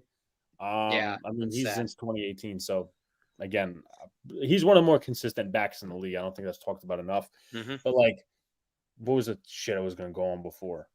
It's just what is your – if you're the Johnsons, and we know they haven't done shit well, what is your selling point at the end of the season to bring these guys back? What's your selling point? Because, I mean, again, not to relate to my team, but the Giants lost their quarterback in 21. That didn't stop their head coach from getting fired. I mean, they almost made some mistakes, but when he totally embarrassed himself like a fucking clown, I mean, Salah's kind of already done that. What's your excuse to say, okay, we need another year with Saleh and we're a quarterback away again? Aaron Rodgers got hurt. You're not selling tickets. Saying that right now. And Max has a good comment. He's talking about inflation. I mean, that's a good point. And he also said in the same comment, hey, I'm not paying $200 to watch that garbage. I don't blame you. No, and going back to that, Max, dude, I ain't paying a dime right now for Jets tickets. You can't, and I said this at the end of last year. You can't force me to buy tickets to this clown fest. No way. Circus. The MetLife Circus. I'm not buying Jets ticket. I was firm on that. With Aaron Rodgers here, I was willing to go to a few games. Let me tell you, if Zach's the quarterback, don't offer me a game to go. I'm going to return it down. I'm serious. I know whether it's from you guys, whether it's my other friends or family, I'm not watching them. It's people are getting clowned on Twitter for selling their tickets to next week's game, and I don't get why, because who wants to watch Zach Wilson? Anyways, a few more clips before we move on to the defense. Dwayne Brown is out again. This is the third and short that me and John just talked about. My God. Fucking mutilated. Again, watch Dwayne Brown, number 76. He's if Dwayne Brown didn't get beat there, Laken Tomlinson got beat that bad on that play too. The inevitable duo. Yeah. So they both failed, but again, they need to be moved off the offensive line. Yeah. Here's CJ Uzama at his finest with blocking. Yeah. We don't get to have got Why is a tight end on a defensive end like DeMarcus Lawrence? I don't mind them helping to chip, but it shouldn't be one-on-one. That's what happens when you have Nathaniel Hackett.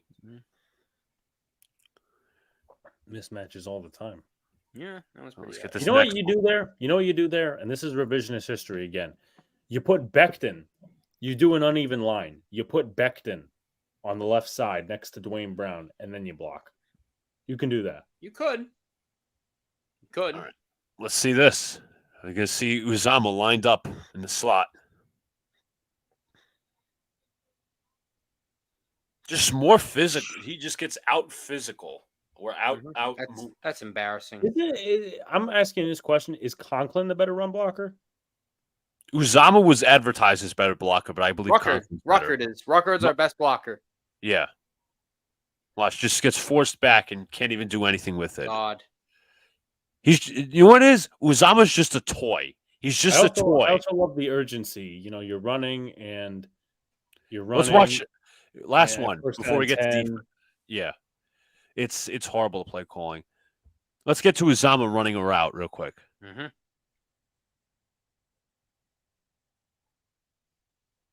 He's pretty much locked down. Do you think he was a product of Cincinnati system? Could have been.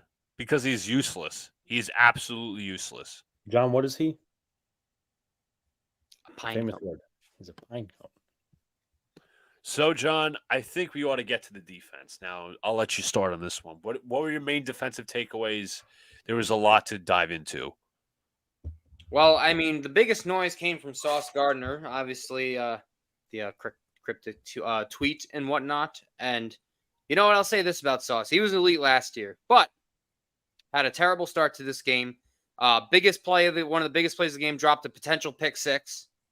And that was like, if he would have flashed in front of CD Lamb, and he would have taken that to the house if he just friggin' held on to it. Everyone knew he should have caught it. Because it was like such a beautiful read, but he just dropped it. Luka, he had 5 missed tackles of all of last year, right? You know how many he's gotten 2 games? 3. Yeah. It's the arm tackles that piss me off. 3 in 2 games. I don't know if you have this for film, but going back on that first touchdown, you know who blew it in zone coverage? Sauce. Sauce.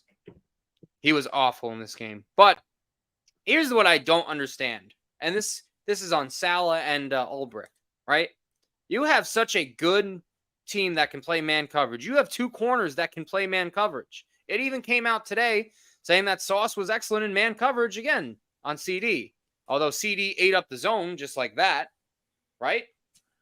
So how do you just sit in a zone coverage for pretty much the entirety of the game, right? Mm-hmm. And you just allow Mosley to got cooked. We'll answer this in a sec. Mosley looked like he was in quicksand all day. Yeah, Quincy got cooked in coverage, in the zone. Eccles and Carter, our nickelbacks were getting I mean, just absolutely, terrible. And then, the safeties go down. It was just a mess in coverage all day. I mean, just easy passes, 10, 15 yards of guys just nobody even near them. I mean, I don't have the actual coverage numbers again because Alex actually reminded me they don't come out until Wednesday. Correct. But some of the targets, I looked at that stuff and how much of the completion percentages on them. It's pretty ugly if you ask me. Oh yeah. Guys just getting picked apart. I do have the bookmark of the touchdown. Mm-hmm. This is the first touchdown, the opening drive touchdown, right? Yeah, good job, Jets defense. Good job. Clowns. Just real quick, as Luca pulls it up on the screen, I'll get to this question in just a second. It's making me thankful that Dable took over play calling. Yeah, knowing that Hackett is the hack. Pickable all time, folks. Have a good night. See you, Neil. Because we were watching dumb play calling for 6 quarters too. Yeah, Salah has lost the locker room already. He lost me. He lost a lot of fans. Yeah. How can you watch this again? You guys are gluttons for punishment. I guess he's talking about in terms of watching the Jets. I mean, when you're a content creator, sometimes you kind of have to sit through it. The Bengals look terrible. Speaking of them, yeah, they're not really good right now. Weak sauce, yeah. But I get to Jets Mess's comment shortly, and Luke I know wants to talk about the defense. All right, let's see this play. This was obviously shown by CBS. We're going to run a zone here. You got Jermaine Johnson, the edge. He's not obviously going to do anything with Jake Ferguson. You got Quincy Williams, the linebacker, tended to the weak side. Hold on. Let me just get there we go. Quincy, Sauce. Sauce backs up. He stumbles, and that's a touchdown. Just a bad angle by Sauce and Quincy collectively. But watch Sauce. I mean, I wish. Yeah, why? Like he stumbles right there, and it's just like, God damn it. I mean, Sauce also could play zone very well, but I just don't get why he stumbles there. Because that was, and the tackling was poor too. Like Quincy could have taken a better angle, or at least gotten there quickly, because it looked like they both stumbled. And I remember like one of the plays that were what was I gonna say? One of the plays on third down yesterday. I don't remember who caught the pass out of the backfield or a tight end, whatever. Pass to the right side. Quincy Williams gets the turf monster and he stumbles and it causes a first down. So here I believe this was after a punt. This is the Dallas drive. Remember we pinned. Can I ask something? At what point do you start playing Zaire Barnes? Not yet. We should play more. You know who we should play more? John's buddy. Chaz Surratt. Play him. But let's look at this. This was part of the drive. This was when we pinned him down at the 2-yard line, but yet we play zone. We don't try to pin him whatsoever. And watch Mosley, who is late to the ball. You guys don't blitz, do you? We actually blitzed a lot yesterday, but we ran zone, so it didn't help. So you don't blitz in a zone. You blitz in man coverage. That's smart. I mean, zone blitzes do exist, but it wasn't working yesterday. No, not with. I meant with this unit. Yeah. I just never got the obsession with playing zone, and you guys even last year had such a good defense. Right. So, that's what I didn't understand. So we're going to see here CeeDee Lamb at the top against DJ Reed. He's going to run a quick slant, and he just pieces through the Jets defense. You have Mosley here, who's going to be late to the ball, late reaction, which this, I'm not going to lie, this ball could have been picked off, but it was a late reaction by Mosley. Does not read the eyes of the quarterback properly, and which now this causes a long reception. This is about 30 yards. Right toward the Mosley's back. right here. Lamb is right here. Reed's right here. Here we go.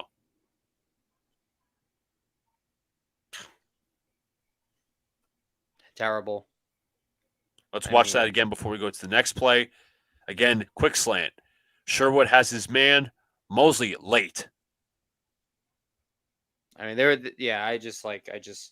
I'm really wondering, what Mosley, his coverage skills, it's got worse. I don't think he was ever a great coverage linebacker. No, but it's now noticeably bad, really bad. Here's another play question. Again, you know what? The Jets ought to learn from the Cowboys when they do the matchups and all, because you saw CeeDee Lamb in the slot a lot last night. I should say yesterday. Scrub says, we'll watch this and I'll read the comment. All right, I apologize. Roll out left, wide open, first down. Yep. I think that was that Michael Carter? Might have been. Sauce had help over the top, but he should have drove on the tight end. But Quincy has to press. Right? Yeah. No. I don't know why. I don't know why Sauce wasn't aggressive on that. I agree, and I don't know what Quincy was doing either. He was so bad in coverage yesterday. It was terrible. That's Scrub. Literally, that's something we've talked about since last year. Our coverage linebackers have been terrible. Looks like he was adjusting and just slipped on his own footing. If Luca cries anymore, Alex will need scuba gear. He says, interesting. I told you guys we should have signed Quan. Yeah. They didn't respect your pass rush for crap. Yep. We didn't even we got home once. We got home once. We just didn't even do anything. Usually I don't call out the pass rush, but it just was non-existent yesterday because our pass rush is generally good. But we just got their O-line, give them credit, I don't want to sound like a Salah, but they just steamrolled our front. Steamrolled, man. In the run game, we couldn't touch guys after 5-6 yards. It was 5-6 yards every first down play.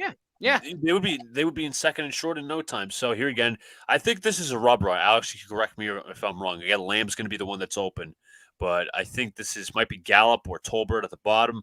He gets Lamb free here. Just Yeah, it was, but still, man, like I think that's a miscommunication. that has to be. How is he like?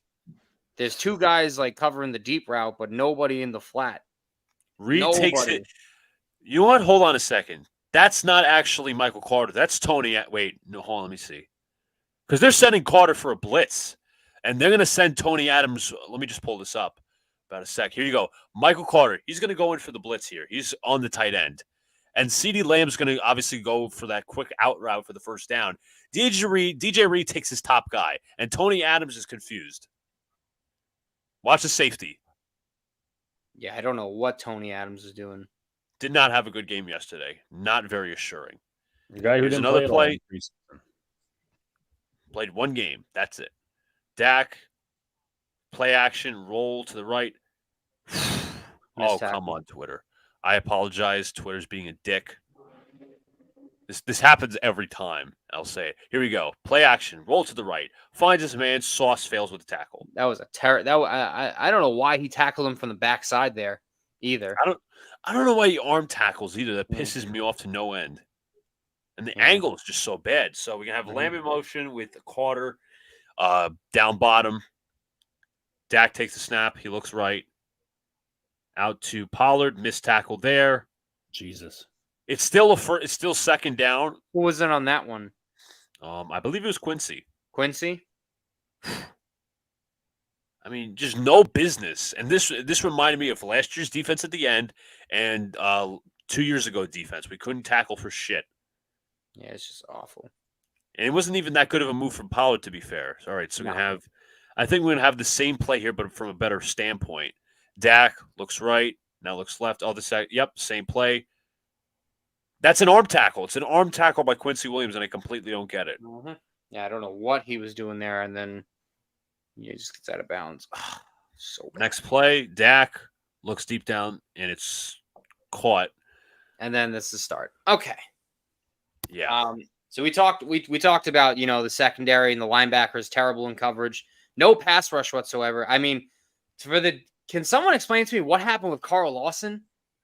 I barely played, but he was invisible. He was practically, as Jets mess put it, he was invisible. Like, why are we paying him, man? I know they're restructured. Like, why? What's the point? I didn't hear his name once on the television. No. Oh, when I saw him pass rush, he was like this. He was like trying to bull rush. He's like, what was the guy from? You've watched the movie with Adam Sandler, Kevin James. Come on, what was it called? Chris Rock's in it. Grown Ups. Yeah, Grown Ups. When the guy is, he's in the cast and he's doing like Steve Buscemi. Yeah, yes, Buscemi. That's right. He's doing like the Y from the Y. That was busted. It's good. It's like it's just my God. Like my God, what is Wiley doing? Wiley. What is he doing? I didn't hear him once, man. I don't know if there's an injury problem. I don't know. He's coming off an injury, but still, he was not impactful whatsoever. Yeah, and that's why you need. That's why you need to give reps to the young guys slowly but surely. That's why you can never trust Salah with an injury update. Fuck yeah. Jets, I agree with Jets have a culture of losing until they bring someone in that changes that. They will be hard to watch. Lawson is one of the worst contracts for the Jets ever. Yeah, Prescott did pretty much what he wanted. Yeah, because we play fucking zone all day. And John, do you want to finish up final thoughts on the defense, and we'll translate to Robert Saleh's presser from yesterday and to today's answers? No, I mean I know them because I watched it with you. But go ahead. All right, so let's go down a little bit. All right, I think we mentioned everything that we needed to mention. So this is the worst comment there is. Any bad coach has ever said it, realistically. And the last time I remember a Jets coach said it was Adam Gase. And I'm not comparing Saleh to Adam Gase whatsoever, but this is so reminiscent of any clueless coach or a stubborn coach. Ben McAdoo said it. Joe Judge said it. Wait, hold on. Can I say something? Mm-hmm. Can we have the audience guess what the comment was? Yes. I'll give you guys like a minute, 2 minutes to guess what the comment was. Bryce Young's going for some run. Yeah. But 1 to 2 Yeah. minutes. This is something that a coach always says when he's in doubt, when he's in denial, when he's caught. When he's in over his head. And let me, He's in over his head. I'll preface this with the question. The question that was asked to Robert Saleh, simple question: why did you guys have trouble with CeeDee Lamb in the game? Why did they asked Saleh? It was a good question. Why did you guys have trouble with CeeDee Lamb? Mm-hmm. And it's the big. I'm telling you, it's the biggest bullshit answer ever. Mm-hmm. I'm hoping you guys can answer it. Yeah, I'll give it maybe about a minute, 30 more seconds, something like that. When this thing. There we go. Max on the beat. Gotta take a look at the film. Good job, Max on the beat. Good job, man. Gotta take a look at the film. That one. Here we go. I gotta go look at the tape. That pissed me off to no end. And there's somebody defending on Twitter, but there's two things why I think Saleh said this, and it's stupid.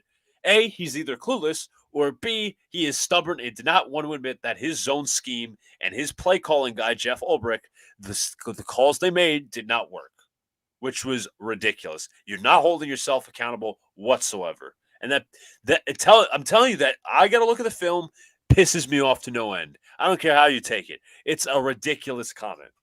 So through some more post-game pressers for Saleh, he, for some reason, and now I've criticized Aaron Boone multiple times, and if it wouldn't be fair if I only criticized him and not Saleh for this. Why do we compliment the other team? Why? It's the excuse. We're never too bad, but everyone else is just too good. Why is that? How about that we sucked? How about that we sucked? Or Saleh could have said something like this. It would be more acceptable. He could be like, you know what? Dallas was efficient because we were not covering up our zones or whatever. He could have had a caveat to the end of that. But you know what? We got to give praises.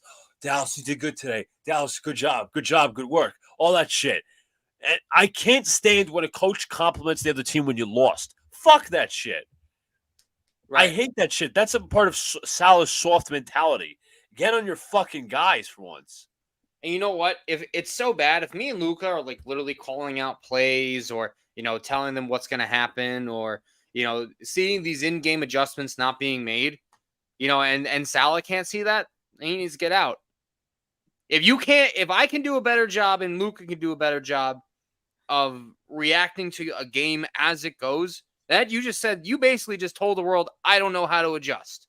I'm too stupid to know how to adjust. I don't know. You just said I don't know what the word adjust means, because basically that's what you said. That's basically what he said. 110%. All I'm saying, I can't wait for the Patriots. It's not a preview because there's not much to preview with the Patriots game, but there's a lot of. We'll talk about it a little bit on Sunday, obviously. Of course, but obviously a little bit today. Our friend Jake Simone says trade a day 3 pick for Andy Dalton. Fuck yeah. I'll trade for Andy Dalton. Sure.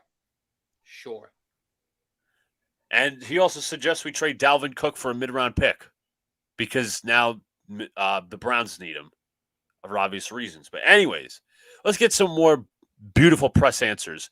This one was the second worst, in my opinion. Yeah, that's right, Jacob. Watch the tape. Got to go look at the tape. Got to go watch this film. I got to go look at the tape, guys. It's Adam Gase all over again. Remember that? Yeah, I got to go watch the film. I got to go watch the film. It's not. Is it Weed and Execute? Weed and Execute. That's you know what? Actually, you know what? I'll give Todd Bowles that because you'll go over the presser answers for Robert Saleh, but I don't think he ever said we didn't execute. At least Todd Bowles said we didn't execute. I remember him saying you got to go watch the tape. That's a Bowles quote. But anyways, we ranted about this already, but Saleh was asked this today. Asked if Dwayne Brown needed more help on his side versus Micah Parsons.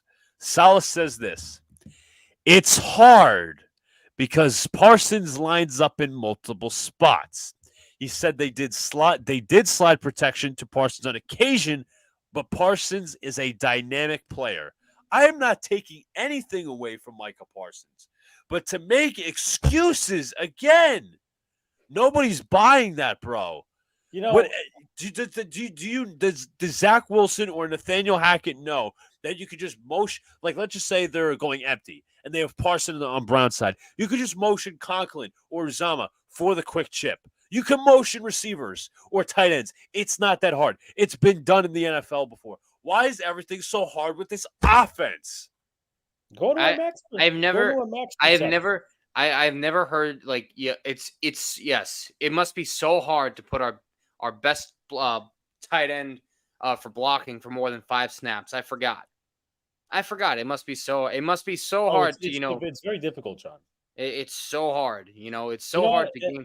You know what's funny? Literally, as your job as a coach, you're supposed to game plan against the other team's best players and their strengths and weaknesses. Who are the two Cowboys? Who's their best player on defense and best player on offense? CD Lamb and what's his face? Micah Parsons. Who killed us the most? Micah Parsons, CD Lamb. You guys can't plan for the worst. A fucking couch fan could figure that out. Seriously. I mean, I'll again, not to credit my team, but at least Dable said the right things after getting 49 ass kicked. But I got to get to the rest of press answers. I think it's the last one. Salah said the biggest issue was getting off the field on third down. Well, fuck, what does that remind me of? Last season, where we couldn't get off the field on third down towards the end of the season, and it reminds me of the year prior. It's ridiculous. And he said, he said something about the offensive line, it wasn't the biggest issue or what, but whatever. He's fucking delusional if he said that. But how about CJ? Let me see. We already mentioned this. The Jets are not going to add a quarterback. And Salah says, Jacina Anderson that said that the Jets are content on waiting for a quarterback, which doesn't make any sense, but that's whatever. Salah said about Zach Wilson, he made a couple of throws that he didn't need to make when things got out of hand. Again, with the ridiculous praise of Zach Wilson, but we have to coddle him like he's a fucking lost child. I'm sorry. Like we said, it's tough. It's tough because everyone else is so good, but it's never we're bad. Everyone's just really too good. Why can't we be that fucking good? Yeah, exactly. Why? And another thing that Kevin mentioned in his video, why is everything on offense for us so difficult, but yet for everybody else it's so easy? We couldn't even convert a 3rd and 1 QB sneak. And fuck, you know what, John? You know what also we have in this offense? A fullback. A fullback dive would have worked. How many snaps did he get? Can I say something now? Go ahead. Again, not to throw credit at my team, but I will say this. You said you couldn't convert a 3rd and 1 QB sneak. We suck it. What's the main play? I asked the chat as well, but you guys should get this answer correct. What's the main play everybody's complaining about right now? The QB sneak with because of Jalen Hurts and that. Just push. Exactly. Giants did that. They got 2 first downs. The Jets could have done that. They probably would have gotten a first. But then again, I don't know about that. But yeah, you want to know how many? Parsons blew up one of our offensive linemen for that. You want to know how many snaps Nick Borden got? 2. Literally 2. Literally 2. 2. And we've been told all offseason that the fullback is such a critical point of this offense, but yeah, we couldn't run him up the gut for 3rd down and 1. It makes absolutely no sense, and it's like, dude, I'm telling you, it's gonna get worse before it gets better. I'm telling you. And look, I don't want to hear it. You know what? Last week I got some flack, and I got people saying, "Oh, I was being too negative." Do I get my apologies? Do I get my Professor John was right again? Because I literally said this would happen. Literally, I said it all week. Everyone's like, "Oh, why are you so down? Why are you so negative?" Look at these again. Like someone Almighty said it, which is pretty obvious. I'm not taking credit away from him. You guys play the Pats, right? Obviously next week. Who do you play after that? Well, you play the Chiefs on Sunday Night Football. Chris Jones So is going to fucking destroy. I guess you know what? I wonder what the excuse is going to be for them. Because it's not like it was so good. I don't know who you guys play week 5. Week 6, you got the Eagles. Denver. Week 6, you got the Eagles. Okay. Yeah, I'm ready for that Chiefs Jets game. It's going to be Mahomes is really too good. That's the excuse. You guys are going to get embarrassed. And listen, again, I have no rush to talk, but you guys are going to get embarrassed on live TV. Oh, easily. Oh, yeah. I expect a few embarrassments. Isn't the Eagles prime time or no? No, Eagles is it's a 425er. Okay. CBS. Fire Salah, trust the process. You know what I also don't like? You know what? Get Scrub Zero's comment. I apologize again. QB sneak is one of the hardest plays to defend. With exactly. It is so hard to defend. Yeah, the QB sneak, we were three guys push the QB is literally unstoppable unless the QB falls down right away. True or Literally, it's a guarantee you make it every time. A guarantee. It's just ridiculous, man. True, Knicks Nation. Hate to say it, but the Cowboys might be the best team. Yeah. And then Scribble Zero did say this. How are you not doubling Parsons every opportunity you get? 100%. Yeah, it was too hard. It was too hard for them, you know? Yep. Too hard to be smart. But I also want to say one thing. Did CJ Mosley really come out and say the team played well yesterday? They played the tails off. Shanahan said 4 times they had to check tape yesterday after the win. But the thing is, Brad, it looks absolutely worse when your team is losing and when your team's a clown show. I was wrong about Chubb's injury. It was injury in 2015. Schefter said he injured the same knee. Either way, it didn't look good. Yeah. How can you, when you have more confidence in Andy Dalton than any of the QBs currently on your roster? Well, I guess that's John being not John, but that's like the mentality. Really, John has like right now, when it's the truth. Like it's just sad. Like it's that bad. No, I'm aware. I'm not being negative, I'm being positive. Positive that the Jets can't run a viable. Yeah, you're right. You were absolutely right. Correct. Like I said, that's a good point. I like that. Oh man, but if you want to continue, I don't know, John. Any final thoughts? Do we have really anything else to add? Except that we learned nothing from Zach Wilson, and somehow it's a win for the fan base. John, you know what's funny? We actually have expectations, but I told Alex this on the train when we were coming home. A decent, let's just say, all right, I'll try to compare this in terms of the height of the camera and all. This is elite, right? This is an elite quarterback. Very good quarterback, average quarterback. We're about, I'd say, halfway. Average quarterback is about halfway. A poor quarterback is about, say, bottom of the list right here, bottom of the camera, in which you can see me, right? Somehow, a decent quarterback, in our expectations, not even ours, I'm talking about like fans, trying to defend Zach Wilson, is about like this much. Decent should be here, but it's all the way here. For some reason, we're justifying an under 50% completion percentage and 0 for 4 on passes further than 19 yards. That's what you get when you keep him around. I just didn't even ask. Are we live streaming this Sunday for the Jets Pats? Is that something we're doing? I don't really. I mean, if we want to do it, we can. But I wanted to ask, like, how many? I mean, unless you want to run a poll. I know the chat's gonna want me to see me rip them to shreds. I'll think about it. You guys know. Yeah. All right. To be fair, John, were most of those comments were during the game, not after the game. What are you referring to? Yeah, let us know what you're referring to. There was nothing new I learned about the Jets personnel I didn't know prior to yesterday. No, you're right. I didn't learn anything. Right. Crossface. I think No. I do not want Matt Canada. He is no. Well, yeah. Armand, he would be in the chat. We're streaming the Thursday night game. Yes. We are. Armand. Thank you, Armand. We'll suffer together. It was the best team. Cowboys have weaknesses, and they're evident on a Giants' first drive. That being said, so were ours. Difference was they learned how to exploit ours, and we stopped exploiting theirs. So yeah, that's true. But I mean, I'll say my thoughts before you guys do. I don't know how people don't say your season's not over yet. I think. Listen, I'm sorry, but I'm saying Jake Simone and I know Nick Spano on Twitter saying the season's over essentially if they keep it in the hands of this fucking quarterback. I mean, like, you can. It's just like all the signs are pointing to it, man. Because your coach is making excuses. If you had a competent quarterback, you guys would win this week. You guys would. Oh, yeah. Like, it's going to be a 15-10 victory. It's going to be a 50% victory for the New England Patriots. This is what way I see it, right? You need the offense. Like, not saying that you don't need the offense to win, but you need the offense to win this week. Like, it makes that much of a difference. But Zach Wilson, I mean, and then you play the Chiefs in week 4, Broncos or whatever in week 5, and even if you do win against the Broncos, guess what? You'll be 1-4. Yeah. What's that going to get you in a very tough AFC tough division? The Miami's 2-0 right now. Miami's 2-0. The rest of our division is 1-1. I know the Broncos are 0-2. I know there's like certain teams they're 0-2, but it's not going to get easier from here. No, it's not. It is not.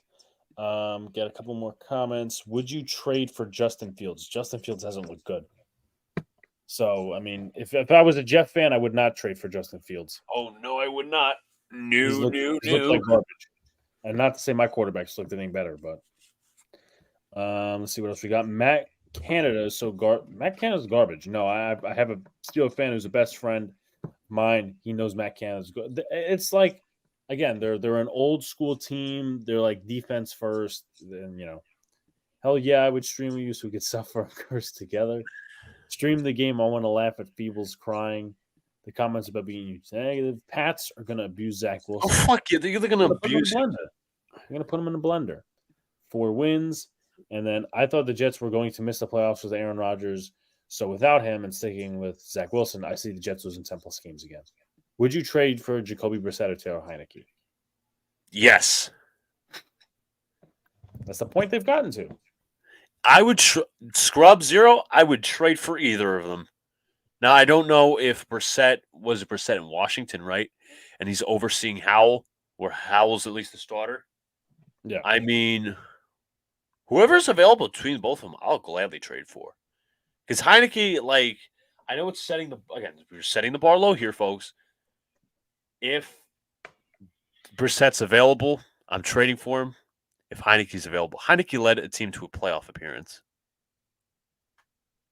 I mean, it was shitty Washington, but still. It was shitty Washington, but again, more accomplished than anything Zach Wilson's done. Oh, yeah, fuck yeah.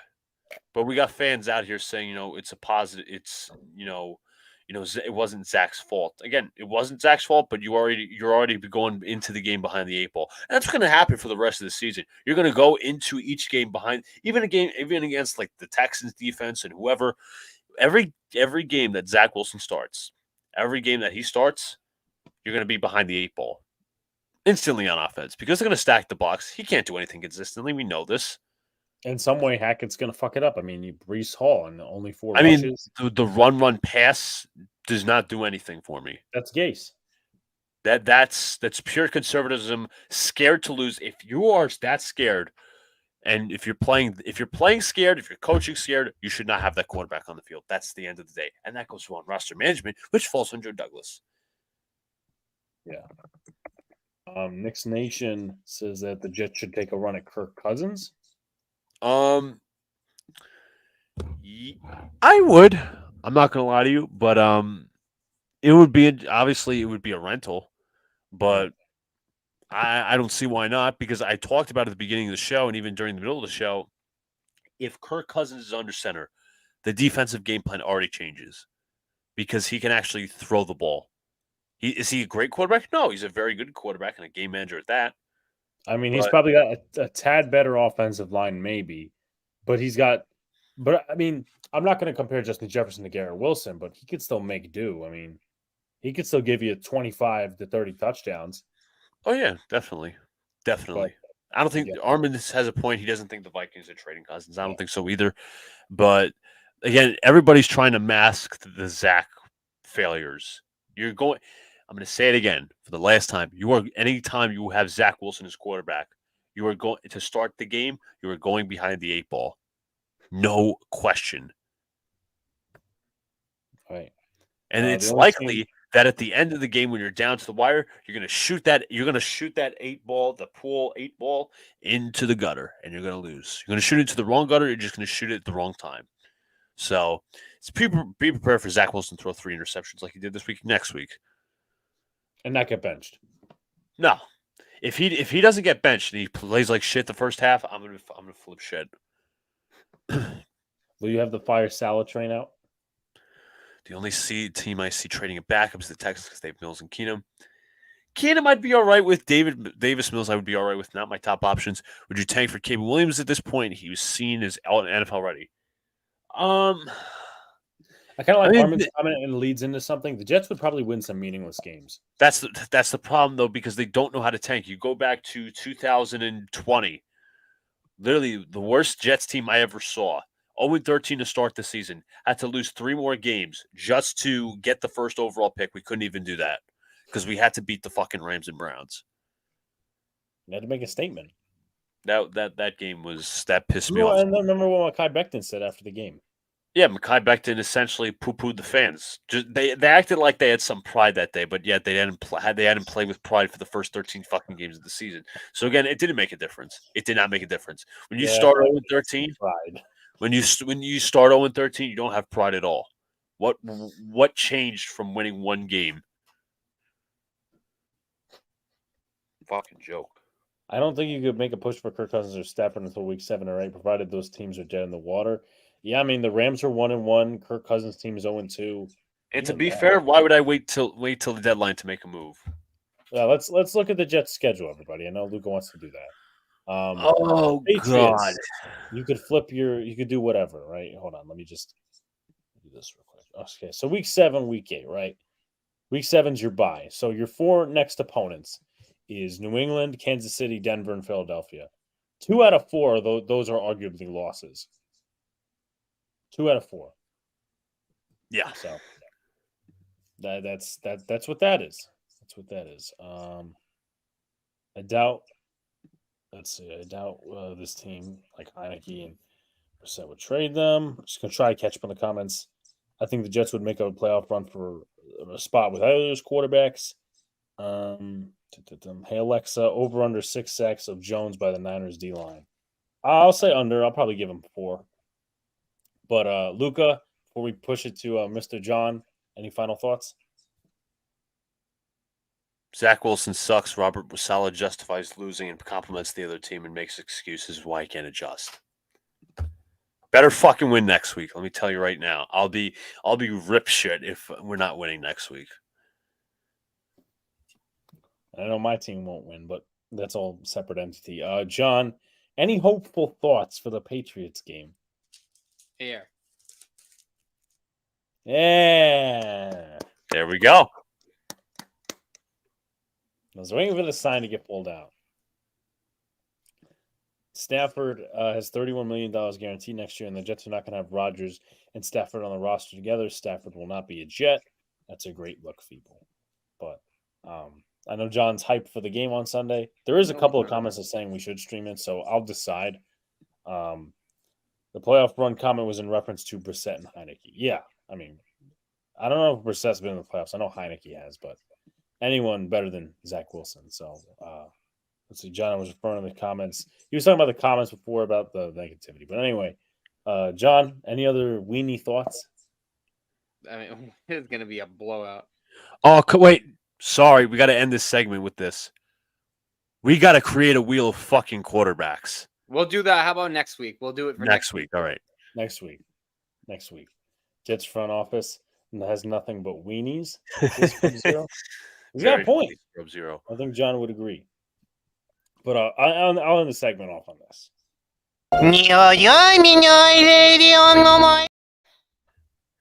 That's his cadence at the line. Doodle Bob. That's right. Doodle Bob. Why can't we just say that's Doodle Bob and then there's Doodle Bob Saleh? Doodle Bob. Well, that's this. Oh, sorry. That's right. The doormat. What about Doormat Doodle Bob Saleh? So we have doormats, pine cone, and Doodle Bob. Oh, of course. Armin says wheel of QBs. Oh, that's a possibility. We'll figure out when, but I promise you, Armin, there will be a wheel of quarterbacks created. Yes, I mean, there's got to be a definitive number on the list. So, but nothing more from the Jet crew. No. Go ahead, Mr. Alex. Yeah. So the New York Giants did the unthinkable this week. Well, it's not really unthinkable, but they came back from 21-point deficit. Now, of course, I will have a podcast episode out tomorrow at 12:30 where I will go in detail more a little bit about this. But also after this, we do have our picks to do, and we might have John talk a little bit about the David Stearns hire. But I do want to say that we are sponsored by SeatGeek. So if you're going to a game, whether it's Jets, Giants, if you want to go to a Jets game, which is pretty unappetizing at this point, but Mets, Giants, Jets, whatever, parking passes or concert tickets, you get $20 off your entire ticket order with the promo code Big Blue in the Bronx. So historic comeback. Yeah, in team history, the Giants haven't had a comeback like I think it was 1950. But Nonetheless, the New York Giants, they did what many thought was unthinkable and come back from 21 down. And let me just say, it was the tale of two halves, and it was a roller coaster. Shout out to the Big Blue Bums for stealing a game they were giving away. Yeah, and there's no way you should be down 20 to nothing to the Arizona Cardinals. There's no Especially way. after being blown out last week. Exactly. Finally, 2 hours of crying over the Jets is finished. Bill, what's up? He says, first half had me ready to jump off a bridge. 6 quarters of no scoring. I forget the last time that a team actually had 6 quarters of no scoring. I think it was the Steelers in 1989. Ouch. Lines. Great stream, boys. Have a great night. See some of you all on Saturday. Jacob. Definitely will do, Jacob. Definitely will do, Jacob. I mean, we'll be live before Saturday. But anyway, the first half was awful. And I will call out what needs to be called out. So I don't think the offensive line was that bad. And I'm talking first half. I'll go into second half. The offensive line wasn't that bad. By the way, Josh Dobbs absolutely stunk up this defense. And I don't mean stunk up as Josh Dobbs played bad. Josh Dobbs played very well. That can't happen. That can't happen. And I know we were talking about aggressiveness with the Jets. Well, we need to talk about aggressiveness with the Giants because I think Wink missed on a lot of keys. They were not pressuring him at all. Let me say that for the entire game. No pressure whatsoever, maybe until the last few minutes. Kayvon Thibodeau is a zero. He's like off the table. He's a non-factor. He's off the grid. Still can't find him. And I'm not going to sit here and say he's a buster or anything, but 5th overall pick, man, I mean, you need to step up, bro.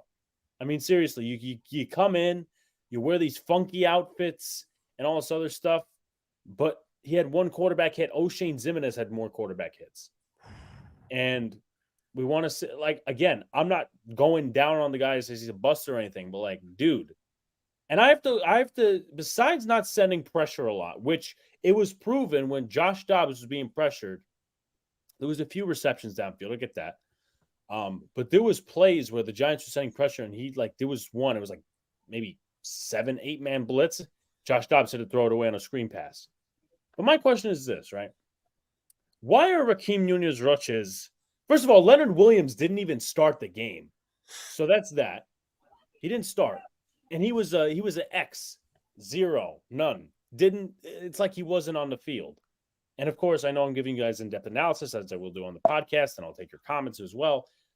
But like, this guy's earning like $32 million fucking dollars this year. Don't give me the dirty work crap. I'm not expecting him to have like 10 sacks, but come on. He didn't record a single stat yesterday, ladies and gentlemen. No tackles, quarterback hits. His snap percentage does the inconsistency of Leo Williams just in general, like to me, I know this is a Jet fan, he's been inconsistent his entire career. Does that worry you for the future? I know it's only 2 games. I mean, this is the last year of his contract, okay? This is the last year of his contract. But the problem is you need to line up a replacement for him. I don't understand as to why Raheem Nunez-Roches and A'Shawn Robinson were playing meaningful snaps against the pass. Why were they playing meaningful snaps at the goal line when you arguably should have Dex and Leo there? I don't get that. And I get it. Listen, again, back to the edge rush. O'Shane Ximines is on the other side. He's a fucking pine cone. Like, he doesn't do shit. But Kayvon Thibodeau, I mean, DJ Humphries is an average tackle in this league. Paris Johnson's a rookie, and they played well. And this defense has yet to get 2 things, a sack and a turnover. Wow. 2 games. We've played 2 games. And I thought the defense would be good. And you know what's one thing is I think PFF got this wrong. They graded Deonte Banks as like one of the worst players on defense. I don't think he did bad. I don't think so. Like maybe 1 or 2 receptions. Trey Hawkins almost had his first pick. But good, he dropped it because that technically would have been a punt, and the Giants would start at the 1-yard line. So I think they played the best. What I'm also getting to start getting worried about is 2 different things as you move back. I know Micah McFadden had a bad game. That's fine, whatever. I mean, he missed like 4 tackles. That's not great, but I think it's going to be a little bit more of a process here. Isaiah Simmons needs to play more. He was arguably, I don't know, I'd probably say the best player on defense. Just like every third down, he was out there making stops. I mean, that's the player we traded for. But moving back, I mean, Adoree Jackson doesn't look good. And it's not like, oh, you got the DeAndre Hopkins and all these different things. No, he's getting cooked by Marquise Brown and Rondale Moore. I mean, again, another guy who's on a contract here. He's a total fucking 0. So, and I love Adoree. I praised him coming in this year, but you can't have that. You really can't. And people were praising Jason Pinnock. I knew in training camp when he was making those interceptions and all that other stuff that he was just going to be average in the regular season. And I was the one who posted that video, one of the first ones who posted that pick, the viral pick that OBJ liked. He could not cover a tight end to save his life. Xavier McKinney got trucked by Josh Dobbs yesterday. Mm-hmm. So 20-0. And again, I'm not going to sit here and say, well, it's all the defense's fault. No, but you know what? To let them absolutely truck you on the first few drives, this is the Arizona Cardinals. How are we going to sit here and compete against the Niners who Brock Purdy gets that ball out quickly to Debo and Brandon Ayuk?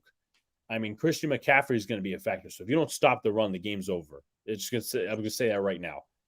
And you don't have Saquon. You don't have Saquon. I want to transition to the offense because the offense is like one of the downsides, but it's also one of the upsides if you go to the second half. First half was awful. First half was fucking awful. And I have a right to call out everybody here. Saquon Barkley, he made it up in the second half. I don't like that he's injured, but he popped the second ball up that happened to be a Daniel Jones interception to Jalen Thompson. Can't happen. 2 of his interceptions this year are on Saquon Barkley, and he prized himself as this receiver. Now, I'm not going to go Ashley Nicole Moss and say this is what Saquon wanted. He got paid for this, and the other thing. No, I'm not going casual. And he made up for it. He got a receiving touchdown. He got a rushing touchdown, whatever. I will say Daniel Jones played like shit in the first half. I get it. Mike Kafka was calling quick slants, a lot of these quick throws, wasn't really moving Jones out of the pocket. He's not a pocket quarterback. I get that. But, dude, I'm not going to sit here and say he's Patrick Mahomes. I'm not going to sit here and make all these excuses either. He needed to make it happen in the first half, and he didn't. Like, there was a throw to Slayton he missed. And it was like, dude, if you throw that a little bit more, you lead him more. That is probably a big gainer. So, that first half, man, I was ready to throw up. I was miserable as fuck. I was almost fucking drinking at that point. I'm like, I'm going to sit here and watch another season of this shit. And yeah, I'm going to be honest with you folks. I tell like it is on here. I give you guys the real opinions. I was fucking thinking about quarterbacks in the second quarter. I'm like, which one should we possibly take?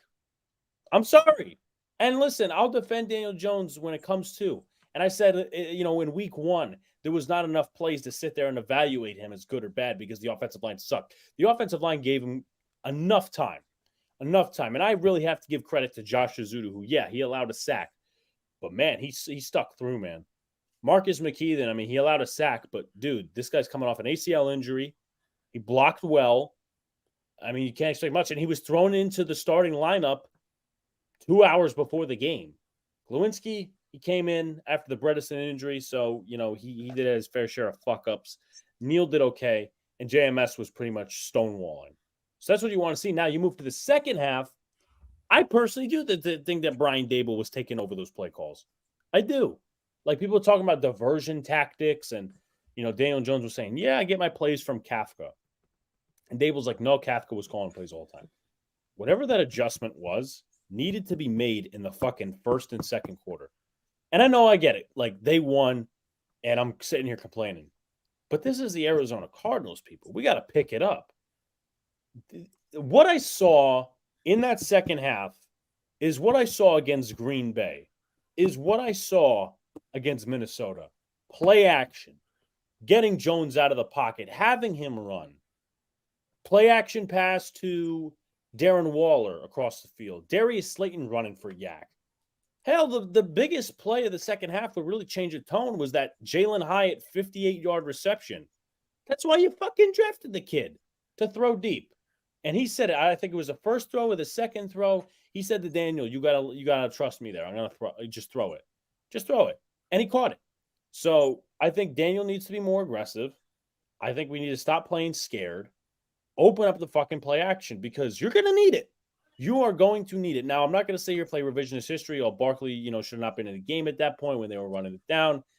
I mean, I'm not going to do that. Barkley, hopefully he's, obviously they said it's just an ankle sprain. It's going to be about 3 weeks tops. Don't rush him back, in my opinion.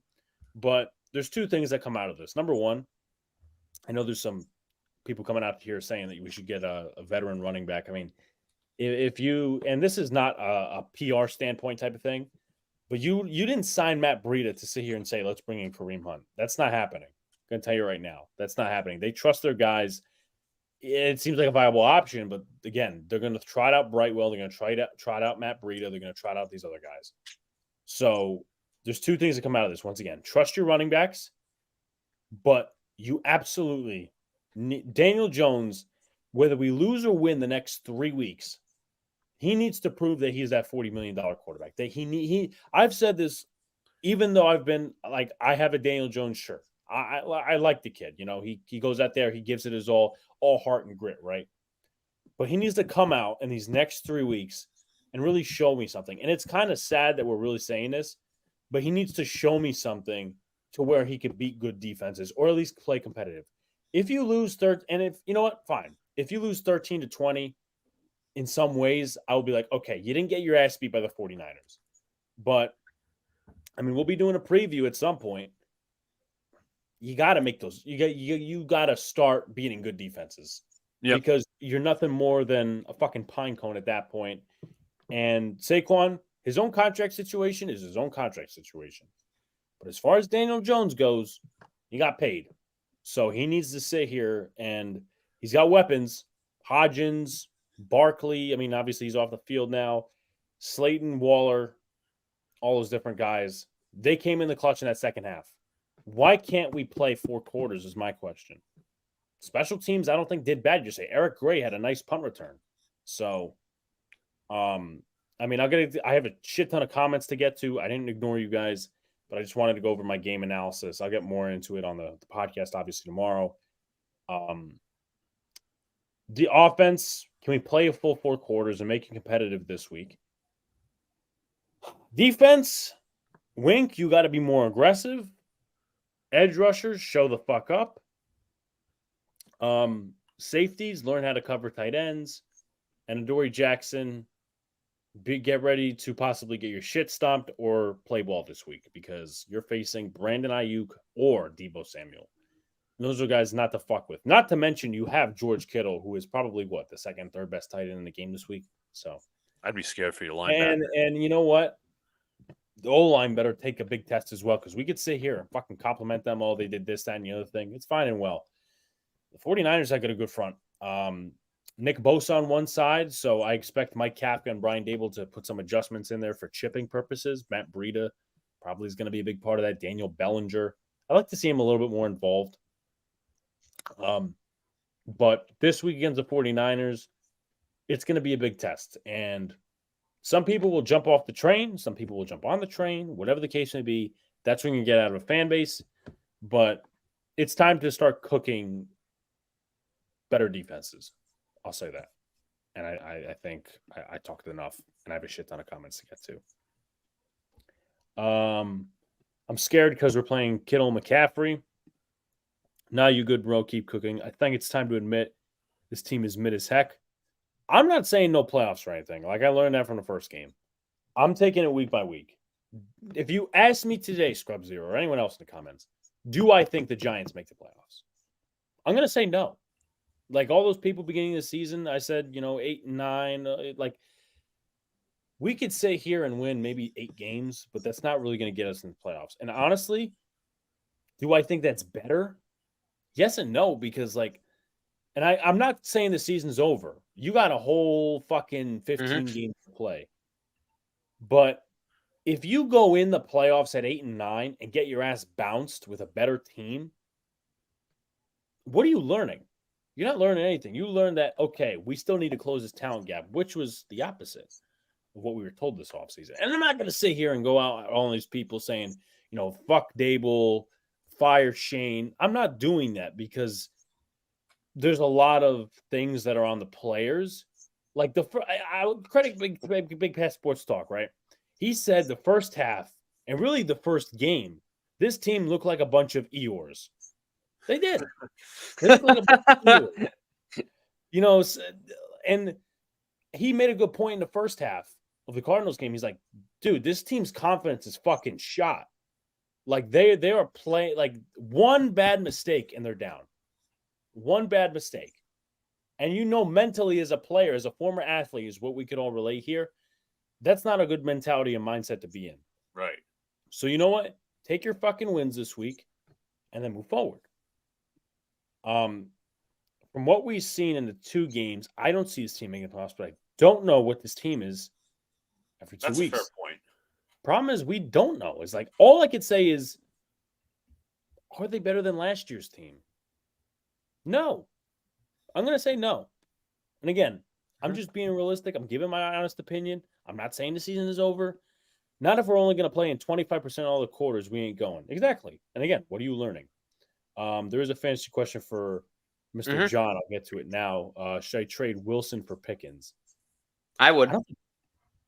I'm going to check my fantasy team real quick because I'm pretty sure Pickens is on one of my teams, and I don't Pickens got over 100 yards tonight on 3 catches. And I fucking sat him in one of my leagues. God damn it. Stupid AJ Brown with 2.9 fucking points. And Jamar Chase, man, 3.1. Get the fuck. Don't tell me about Jamar Chase, man. He's so. The Bengals are so fucking like I can't say it. It's fucking garbage. Giants need to start playing. Yeah, no, I absolutely agree. Tale of 2 halves. It can't happen. A serviceable, I hope, running back by committee. I mean, yeah. I mean, the 49ers. It's not the same 49ers I should say, it's not the same Breida that was with the 49ers. Can't trust Matt Breida for nothing.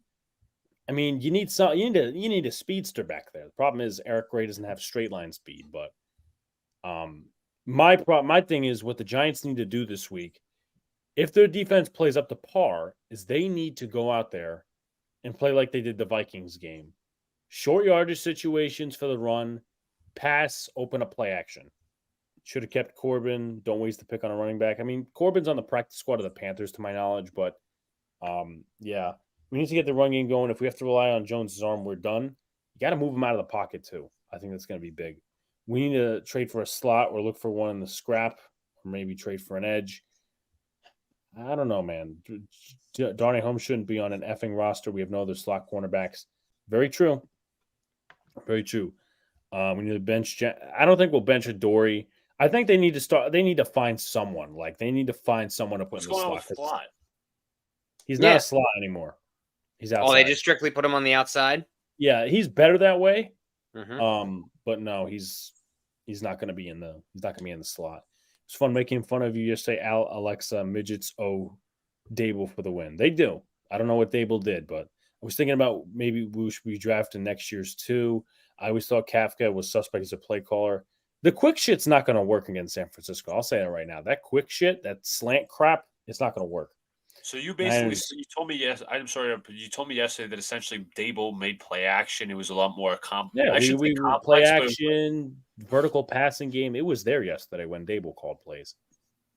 Our edges are concerning, supposedly, and I want to make that clear. Supposedly, Kayvon was getting double teamed, but that doesn't stop Micah Parsons. 5th overall pick is absolutely right, Max. He's a 5th overall pick. I mean, he needs to. People are saying Karlaftis might be better.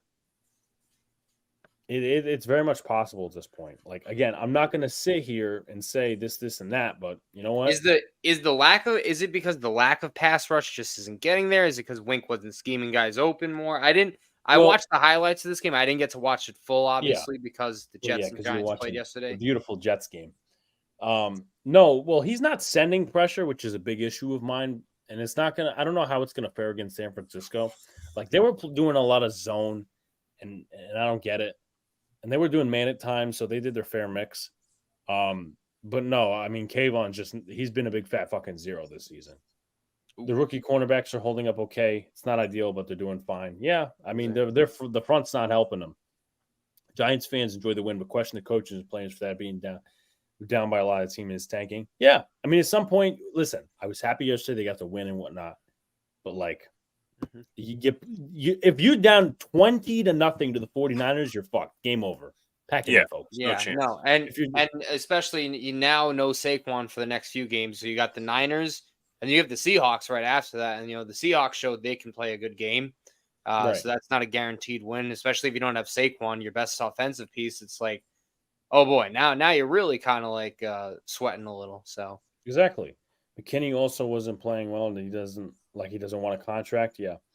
I was ready to cook the Giants today, and then somehow they won with a lack of aggression. I haven't seen many blitzes, and the defensive line is getting the job done. No, absolutely not. Wynn keeps dropping KT back instead of setting him after the QB is what I heard, but haven't got watched the tape on it. I mean, I've heard that a lot. I'll rely on the people who break down film and shit like that. That makes no sense though, because this guy was never like a coverage guy, especially No, he wasn't. Oregon. So either way, the Giants need to like ready the fuck up. I will say that right now. Like I'll see whoever is doing the film breakdowns and stuff like that. But there was like a few reps I saw him getting dominated by like Trey McBride or Zach Ertz. I'm like, dude, you were drafted to beat these fucking guys. Like, come on, man. I got some comments to get to. Carl Banks was standing up. I like Carl Banks, but I'm gonna be honest, Bill. He was standing up for O'Shane Ximines in the preseason. That's yeah. I can't fault for KT where he was drafted, but he's on the field, so he needs to play better. Either way, he does. Like, even if you don't want to chalk him up to 5th overall expectations, you gotta impact the game, man. There was max protection, more max protection in the second half. Yeah. Flott's injured. He was active yesterday. He just didn't play a snap. Only mentioned it because someone here was talking about him. I want to trade Wilson, but at the same time, I don't. It's hard. Well, I don't know how many yards Wilson got yesterday. Well, it was just because it was a big play, but I just it's so hard to trust with Zach Wilson throwing. That's why I'd say like you go George Pickens. You can have Christian Gonzalez on him this week. I'm not worried about the corner matchup per se. It's more just his quarterback. I'm really not. I like Wilson's a guy like if he had someone that could actually be smart and get him the football. He could beat anyone in this league. He really could. But not doing good in fantasy. I'm 1-1 in all 3 leagues. Yeah, it's been a rough go of fantasy, and usually I'm really good at fantasy. Yeah, I think Luca beat the both of us this week, right? Nope. Actually, I lost to Alex by 2 points, but I beat John. My team didn't do horrible. But they just Luca just had like every single player for him hit, and I'm like, you got to be kidding me. In that league specifically, I faced week 1. I faced the team with the most points of the week. Week 2, Luca's team had the most points. I faced both. I'm like, God damn it, man. The overall talent is better. The combination of talent right now, the execution's terrible. That's like talent is better, but the execution is terrible. Deshaun Corbin tweeting, I'm not realistic of getting blown out by the Cowboys and struggling with the Cardinals. I forgot. I went over this one. Whatever it is, we got to fix it. LPG is a video of KT not celebrating with the team. That brought some heat for LPG. LOL. I'm not gonna. I don't know, man. Like, I'm not gonna take that too much unless it becomes an issue. Like, I'll remember this comment if it ends up becoming an issue. But either way, man, you gotta show up, man. 2-0 in one league, 1-1 in my other league. But what was I gonna say? With that being said, Luca, did you say you had to run? I apologize. I literally just got hired for an on-campus job. I should say an off-campus job, remote session. But regardless, I've been asked to go through some training. I don't know if I'll be back for the rest of the pod. So I just want to say goodnight to all of you. Again, I apologize. Well, John, congrats, Luca. But who the hell wants to train at 10:40? Listen, I'm going to be honest with you. The person's area code number is in the Midwest. So you're thinking Kansas, but again, I'm not going to explain my on-campus job. It's still like I know, but listen, I'm happy I got the job. I'm just generally happy. On campus? It was offered by the school. It's remote, but it was in my messages. Like a week ago, I applied for the job, and I just got a text like recently. I apologize for like texting back and forth. We got the chat lining it up like this is Luca's tribute tour. Like he's like Aerosmith. Bro, I'm not leaving the podcast forever. I'm just going through some training at the moment. I'm not leaving. Damn, John, it's like the final tour. It's like the final. It's a farewell tour. It's like I'm Kiss or Elton John or something. I mean, I'm Oh not my leaving God. forever. I'm just gonna. I don't know if we'll be back for the rest of the episode because I know Alex is gonna go through the rest of the Giants. John is gonna go through. Well, I'm David done Stern's with the Mets. Giants. I think we got the picks, and then anything if John wants to talk about David Stearns. If not, then we could. All right. But I'm going to depart for a bit. If I am not back, I bid you adieu, and I bid you all a good night. Yep. Okay. All right. Later, trainee. guys. Jesus. Okay. No, I'm happy. I'm just like, I'm just. I mean, like, credits to him, man. But what the fuck? I'll patience for 1 second, guys. I just want to create this new little thing we got here. I gotta update it to 2 people instead of 3. So, hold on 1 second. Let's get to 6K. No, not 6K. We're not even there yet. 16K subs. There we go. All right. You know what? You know what? We didn't even get fucking Luca's picks. You know what? We might just have to do picks Thursday then. If unless I go through. All right. I'll say this, right? I'm gonna assume he's going San Fran. Like, I think that's a pretty safe assumption. All right, so picks. So we're all down for San Fran. Yeah. Okay. So why we at least have Thursday's pick in? We're all going San Fran. All right. Brad, Luka decides to be a clown. No, I don't think. I doubt it. Yeah. Yeah. No. Yeah. But what was I gonna say? So I think they're gonna pick the wrong team. Chat can sub for Luka picks. Okay, sure. I'm trying to rob this guy in a trade. Gabe Davis for Pickens. Davis had a really good day yesterday. I know that. I just want to. He also did face the Raiders. Pickens is doing this against the Browns. Right. Luka's new job, the Cam model category. That's why he's growing a mustache. That's why he's growing a mustache. No, I would keep George Pickens over Gabe Davis, in my opinion. Yeah, no, as I said, most of the chat would definitely go ahead and say, yeah. Yeah, no, I like this is one of those games where it's like, it's not even going to be close. Yeah, for a score prediction, I'll go 24-7. I'm going to say a lot to a little. Okay. I think it's going to be a blowout. I really do. Yeah, this is like this farewell tour. Yeah, exactly. You know, I'm good for the occasional wild pick, but not. No, right. I'm still waiting. I'm still waiting on this last game to see. So who's winning in what? Okay. Do I have to add this all up for week 2 right now? Essentially, kinda. Okay, so you got to give me a sec here. Okay. Well, I mean, if the game's over, if the game's not over, or it's still going. It's still a close game. Well, the Saints won, so I think that was my pick, right? You and Luca got a win there. I picked the Panthers, which is a loss for me. Okay. The Saints won. That's Armin's correct. 20-17, close game, but Saints come out. It says 20-17, really, John? What? No, I said Armin got the Saints Panthers. His other comment. 33. Clown. I listen, Scrub. I'll give you. I know I've been very, very, very kind of pessimistic about my Giants, but I appreciate you putting 20 points on the board. And right now, the Browns are actually up by 3 in the third quarter, so we still got plenty of football left. Me and Luca have the Steelers winning. Alex picked the Browns, so anyone's game still is. Looks like here the Steelers are going to be putting out the punt unit. Yeah. But you guys keep your questions coming in the chat. John, if you wanted to briefly kick into the Billy Stearns hire. That's right. I didn't get to do it. And it made me very happy about the Mets for once.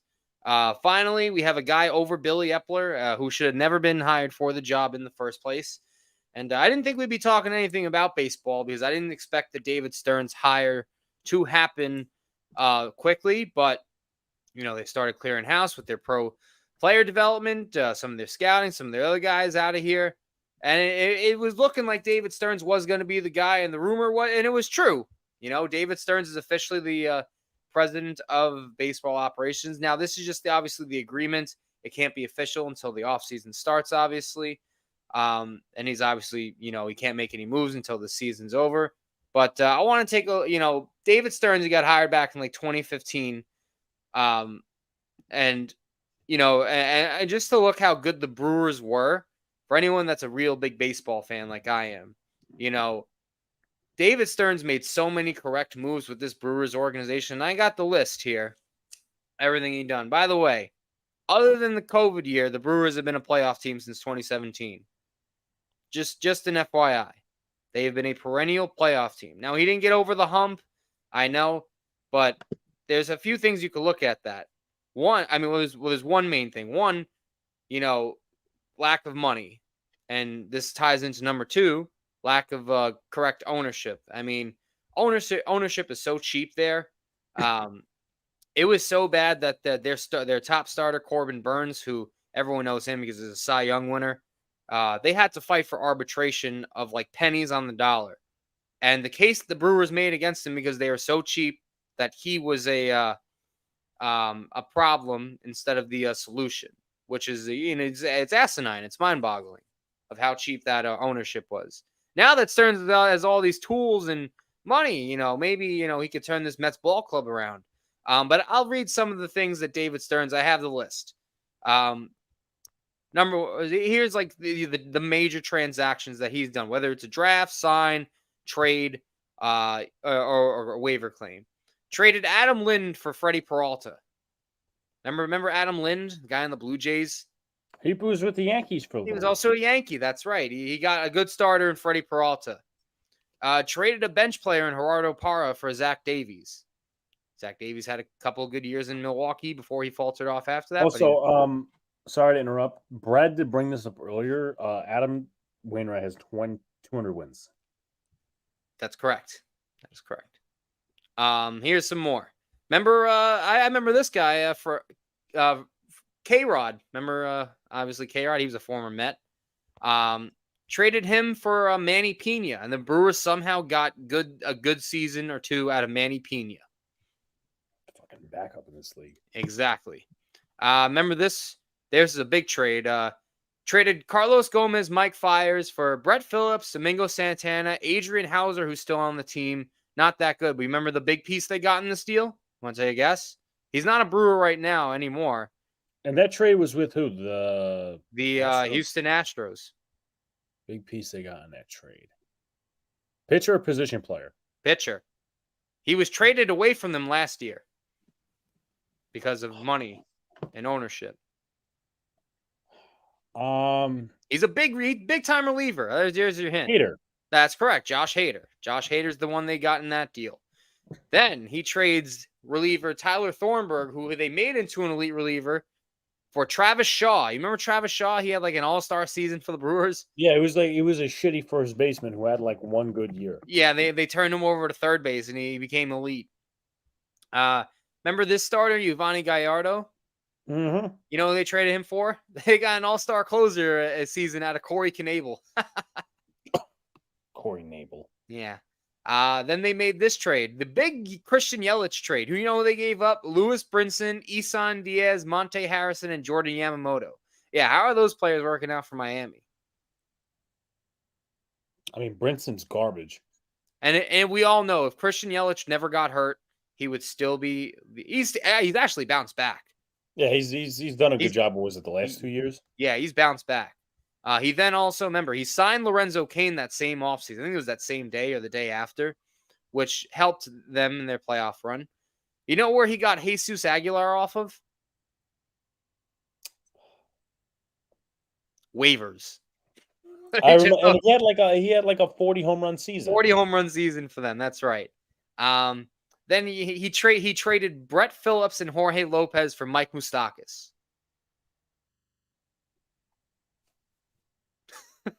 just finding little of nothing and turning it into something. He's turning chicken shit into chicken salad. Yeah, exactly. Here are some of the draft picks that here's two draft picks that here's some draft picks or development guys that he's either developed or drafted.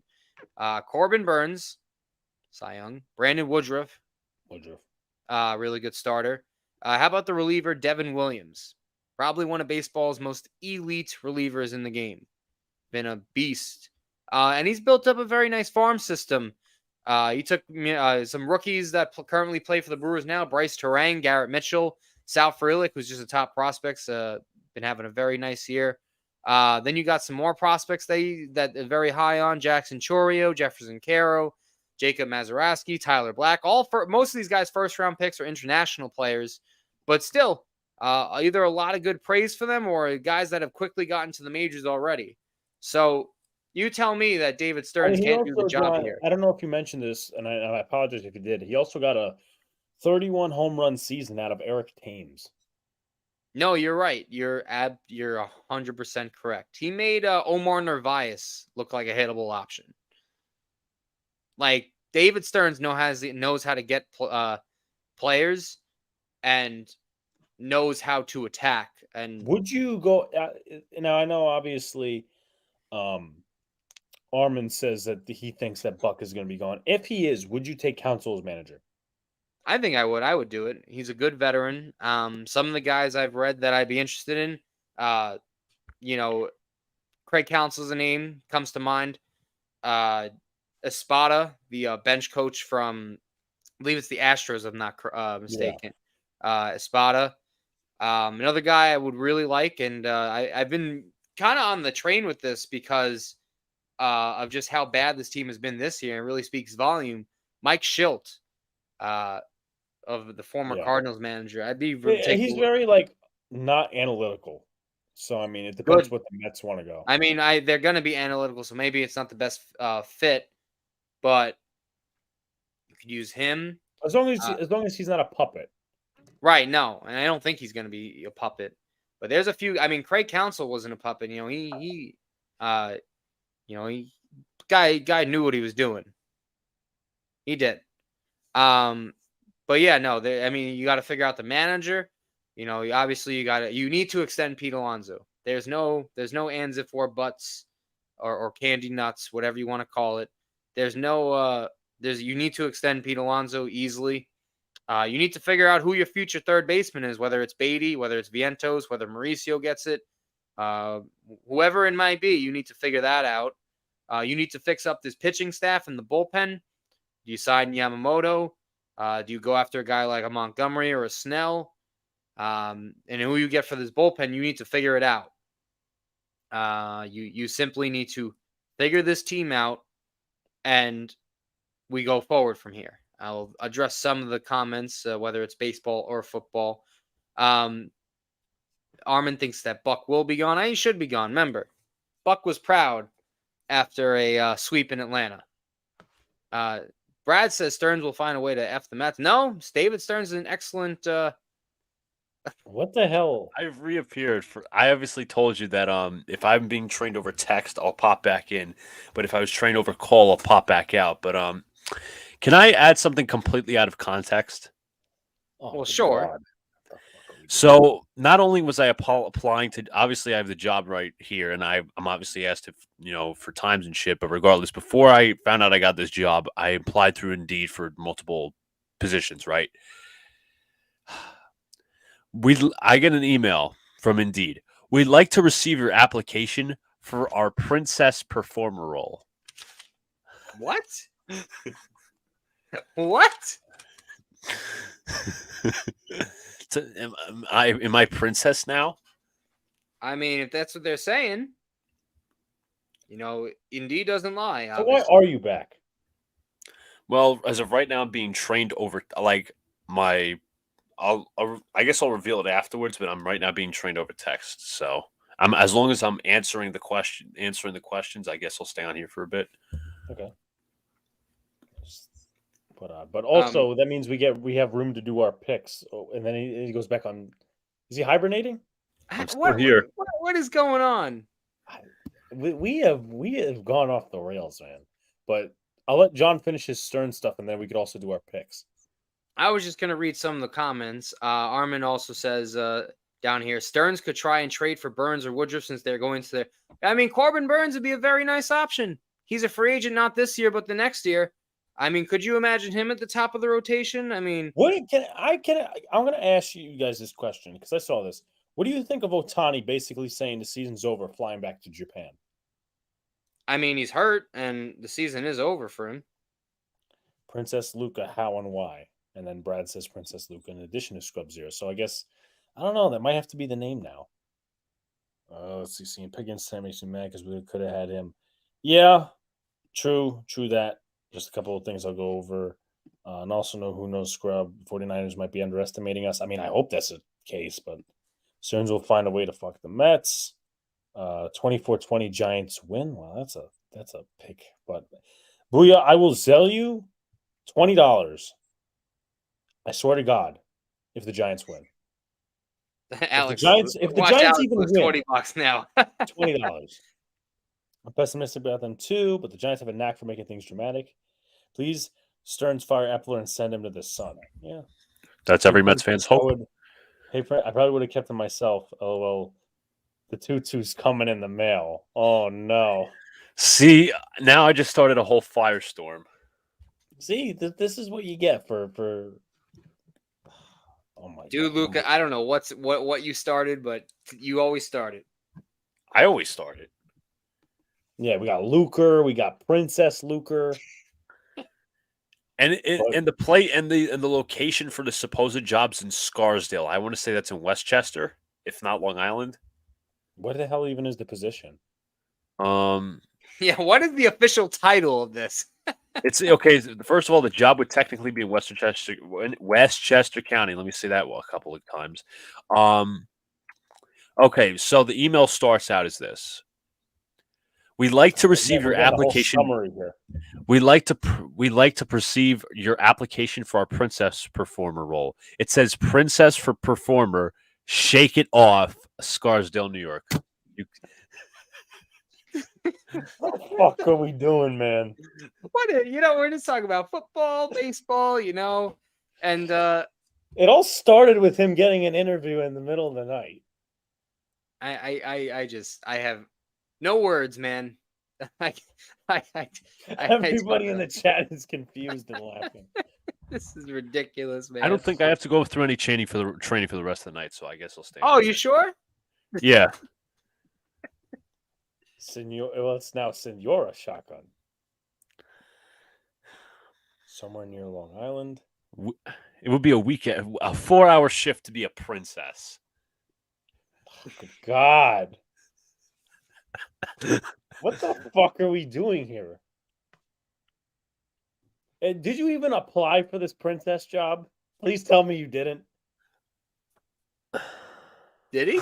No, I did not. It came up in my email. I seriously hope you. What is okay? No email, no nothing. Just get to the fucking point. What did you apply for? I applied for multiple communications jobs. The specific job that they decided to train you for now. Oh, it's a remote assistant. I'm paying bills, I guess. Yeah, paying bills essentially. Okay, so like an intern. Okay. Yeah, it's an intern. Yeah. So football, baseball, and princesses. Yeah, that's right, Scrub. That's right. What was the kid? The God damn it. Let me see if there's an accident. Let me see if there's. Hold on a second. Let me see if there's an exact definition for princess performer.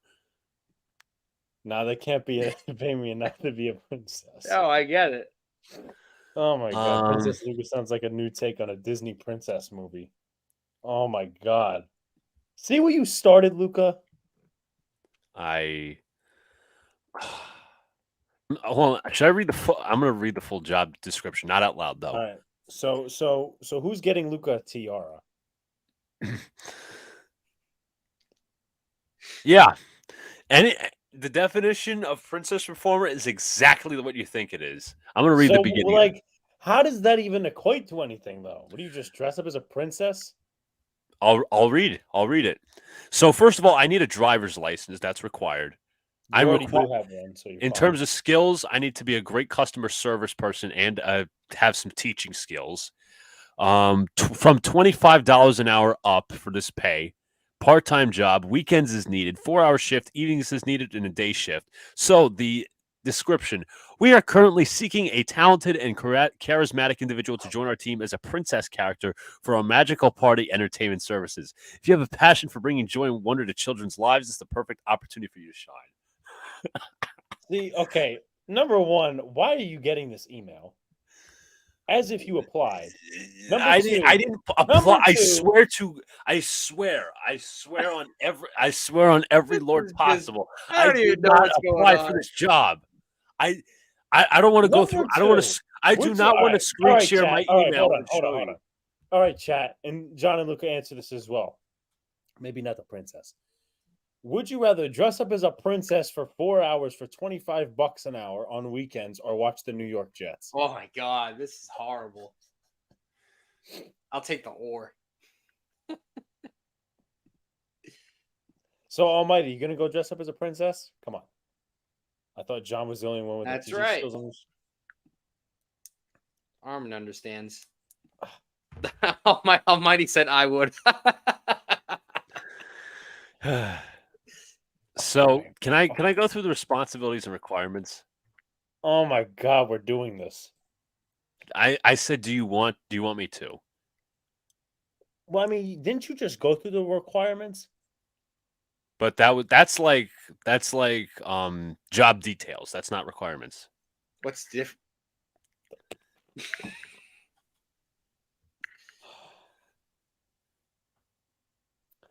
Scrub Zero says he would take his chances with the Jets. I would. Hey, says you have to shave off the stash, princess, or wear leather to your head. I would have to shave it off. 100%. So let's see. Portray responsibilities. So when we chapter this up, is this going to be called Princess Hour? Yes. Or the Princess Minute. Or you know what? I got it. The Magical Minute. Damn it. What is wrong with him? What is going on? Responsibilities. Portray a captivating princess character at various events, including tea parties, birthday parties, and princess-themed gatherings. Luke having a fucking tea party. Can we just get to picks at this point? Like, what are we doing, man? You know what? Let's get. You have no idea. All Luca comes back in here. I'm like, well, did you get the job? Oh, I'm getting interviewed over the phone. Yeah, but no, I got an email about being a princess. Are you done with your Stern stuff? I can't even think for 2 seconds straight looking at this clown. It's not my fault. I was sent the email. Why would you had to have done something to get it? You had to do something. I was on Indeed looking for jobs, part-time jobs. That happens to be a part-time job. I looked at Indeed too. I never got a princess email. Yes. See, I'm not the only one. Let's get the pay. Jesus Christ. All right, let's do picks, right? All right, so we all agree. I'm not gonna. I'll announce the records after week once 2. The Steeler game is over. Once this game is over. All right. Jesus Christ. I will. But we got week 3 in the wonderful Book of Wonder, ladies and gentlemen. Hey. The Book of Magic. Wonder. Shut up, Luca. Just mute him. Let the chat pick for him. Anyway. All right. So, here we go. Giants and 49ers. Wait, hold on. I'm sorry. What time did the Steelers game start? Because this is the end of the third quarter. 8:10. I guess I may have been the Chubb injury that held it up. Anyway, Yeah, keep going. probably. Giants, 49ers, boys. I'm taking the Niners. Yeah, I'll take San Fran. Mm-hmm. Armin says he dressed as a princess and wore tiara for his goddaughter. I would do it again if they guaranteed the Mets in the World Series or the Jets in the Super Bowl. Yeah, he.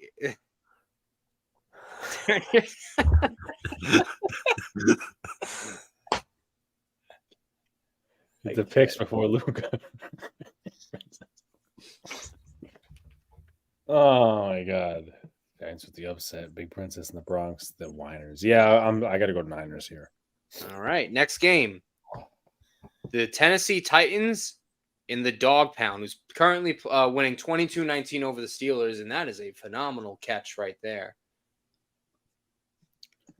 Tennessee Titans in the dog pound. Ooh, Titans are coming off a big victory against the Chargers. Mm-hmm. It's their third road game. So you know what? I'm inclined to take the Browns, but this Chubb, no, I'm actually gonna take the Titans. This Chubb injury obviously is not good. Give me the Titans. So these boys are going the Titans, and I will stick with the dog pound because they have a beautiful offensive line, and they have a very good Cleveland Clowns. I will take the Browns. All right, next up, the Falcons going to Detroit. Taking Detroit. I'm taking Detroit. I will also be taking Detroit and say they need to redeem themselves after the weak loss against the Seahawks. Okay, next game up in Lambeau, where the New Orleans Saints take on the Green Bay Packers. They're stupid asses. I picked Packers last week, and they blew it. They fucking blew it. Mm-hmm.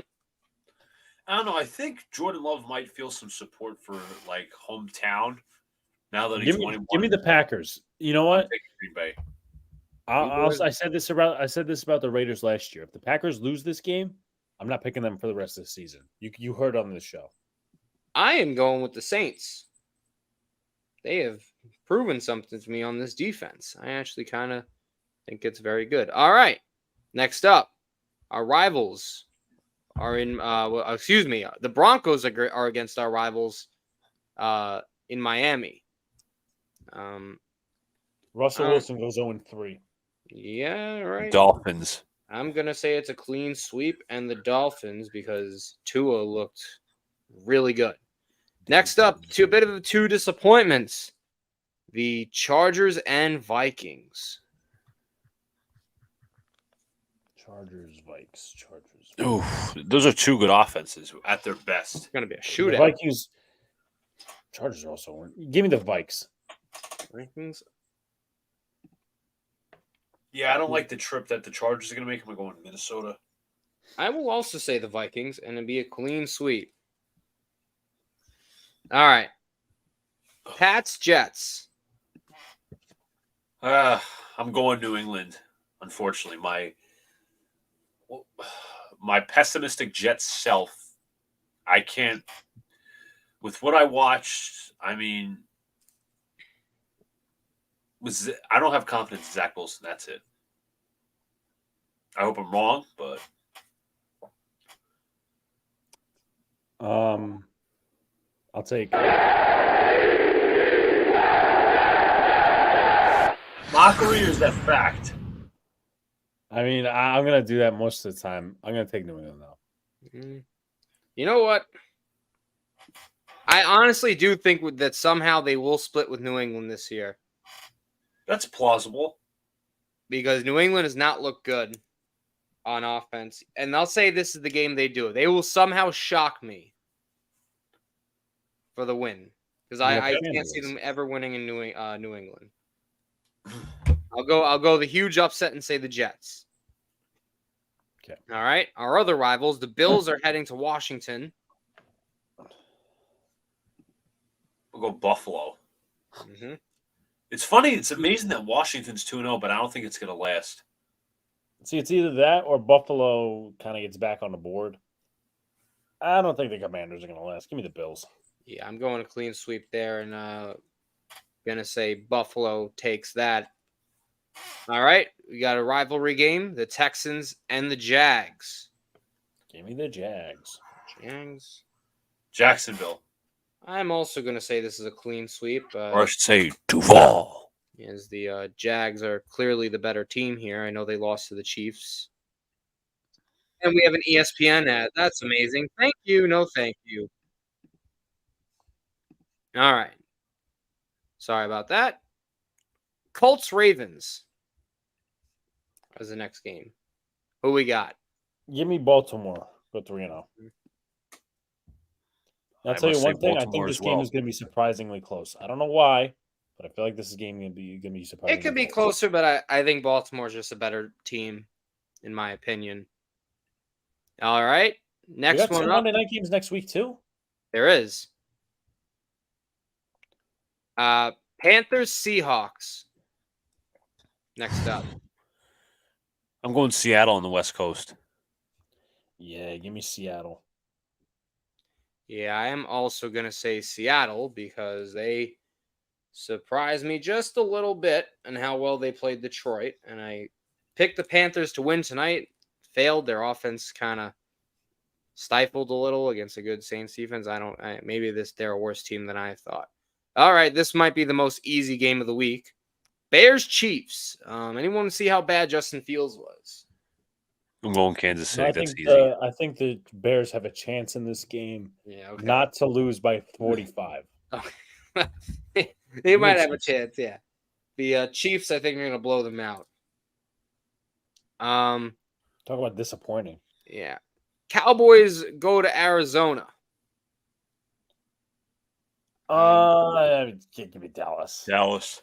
Cowboys first clean sweep. All right. Sunday night football.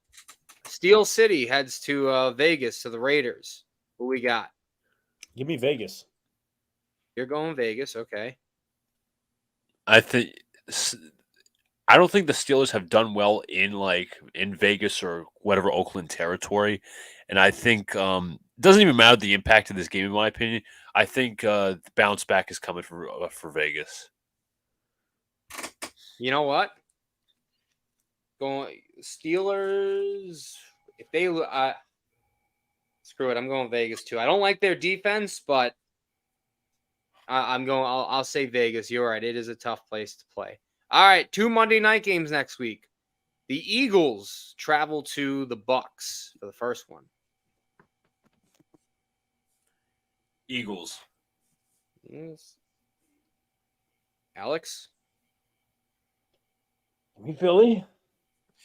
I will also say that is a clean sweep for the Eagles for all three of us. All right. Last one, the later one. The Rams go into Cincinnati. There's a prospect that Joe Burrow doesn't even play. I'm going to take the Rams regardless. I could be wrong, but I'm not impressed by Cincy whatsoever. Give me the Rams.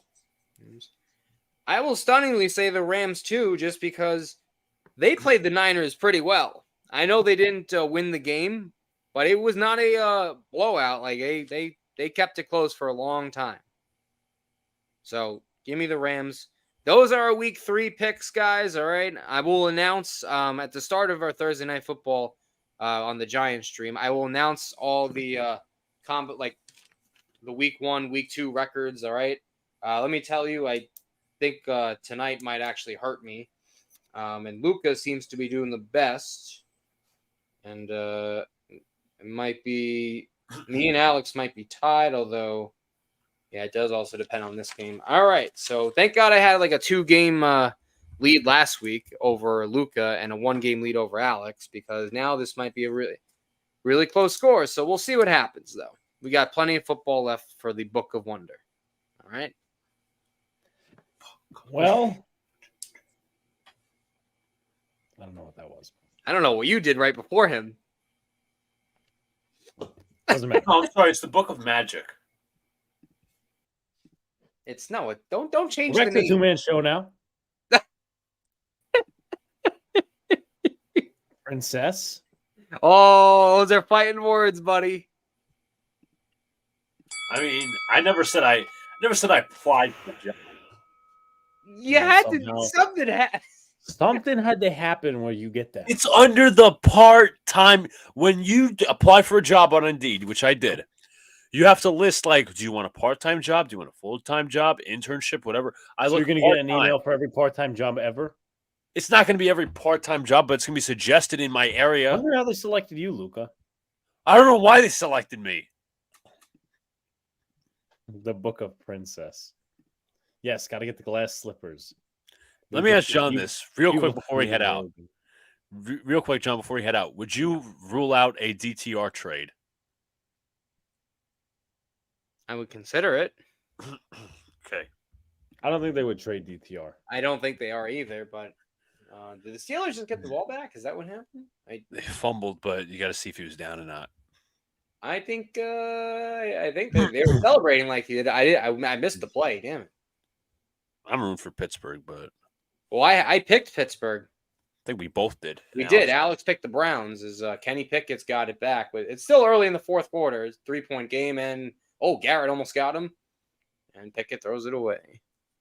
Yeah, I'm not high on his completion percentage. He's 15 and now 30. I saw that Nick Chubb injury. That was fucking horrible. Horrible. Yeah. To watch. Sugar Prince says, I'm worried about Barkley besides, let's see. I'd say maximum 3 weeks. Had a high ankle. What did he have? A high ankle sprain in his second season? Second season. I forget what he had in his fourth season. But this is not a high ankle. It was okay. Regular sprain. Luca wanted to be princess for the day. Luca worked at King's Plaza or something. I think he'd probably pass on that. No, I'm good, thank you. But anyway, without any magic, let's go around for final thoughts. I don't have a fucking wand, do I? Luca. Abracadabra. Fucking magic show. That means you talk. Oh, sorry. I'm not a princess. But anyways, final thoughts. Apologize for stepping out. Again, according to the job that I just got hired on. But final thoughts. Great football talk with everybody, especially everybody in the chat. Please hit the like button, subscribe, do all the good stuff. Good analysis over the Jets and the Giants. We'll be back for Thursday Night Football pretty soon. John? Yeah, it's good. You know what? At this point, when does basketball and hockey season begin? This is too much already. But thanks, everyone. Make sure you hit the like, comment, subscribe if you're new here. And remember, if you guys watch the video and you watch it till it's full, all the way to the end, it gets recommended to others. So we really appreciate it for all the support, guys. So we'll be back here for Alex's Giants against the Niners, which should most likely be a long night for Alex. But as we have some more comments regarding the fairy princess down below me. Said Luca just spoke to your new boss hugging bear. I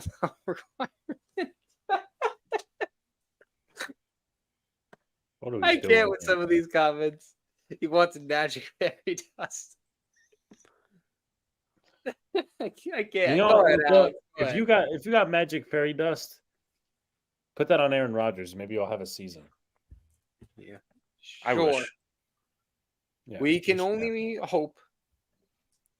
But hold on, what was that Sal thing that he said about hope? If you live in hope, you die in shit. Oh, sounds like the Jets season. Anyway, like, comment, subscribe, do all the good stuff, folks. Turn on post notifications so you know when live stream pops. You drops. Very unexpected turn we took the end of the show. Don't know how we got here, but this is of course entertainment for you guys. Just besides the sports talk, and we have to keep it entertaining because if the Giants are bad, well, we don't want to talk about. Oh, the Giants are bad every week and this, and the other thing. And then obviously these guys are going to be analyzing misery for the next 15 weeks. But next live stream, we should be back on Thursday for Thursday Night Football for the New York Giants versus the San Francisco 49ers. So you already know me and Brad in the chat are going to be – well, I can't put up trash talk. I mean, his team is better than mine. But it's still an old rivalry as is. I'll have a podcast out tomorrow for the Cardinals recap, and then I'm going to try to get somebody on for the 49ers. If not, hey, we'll see. But we know how we got here. Princess Luca's going to regret saying he wanted to be a princess. Yeah, it's just – Yep. Well, I don't know if Luca's going to come on wearing pink next time, but that's what you got to find out on the next show. Peace out, guys. See you later. Stay cool and have a good night. Peace.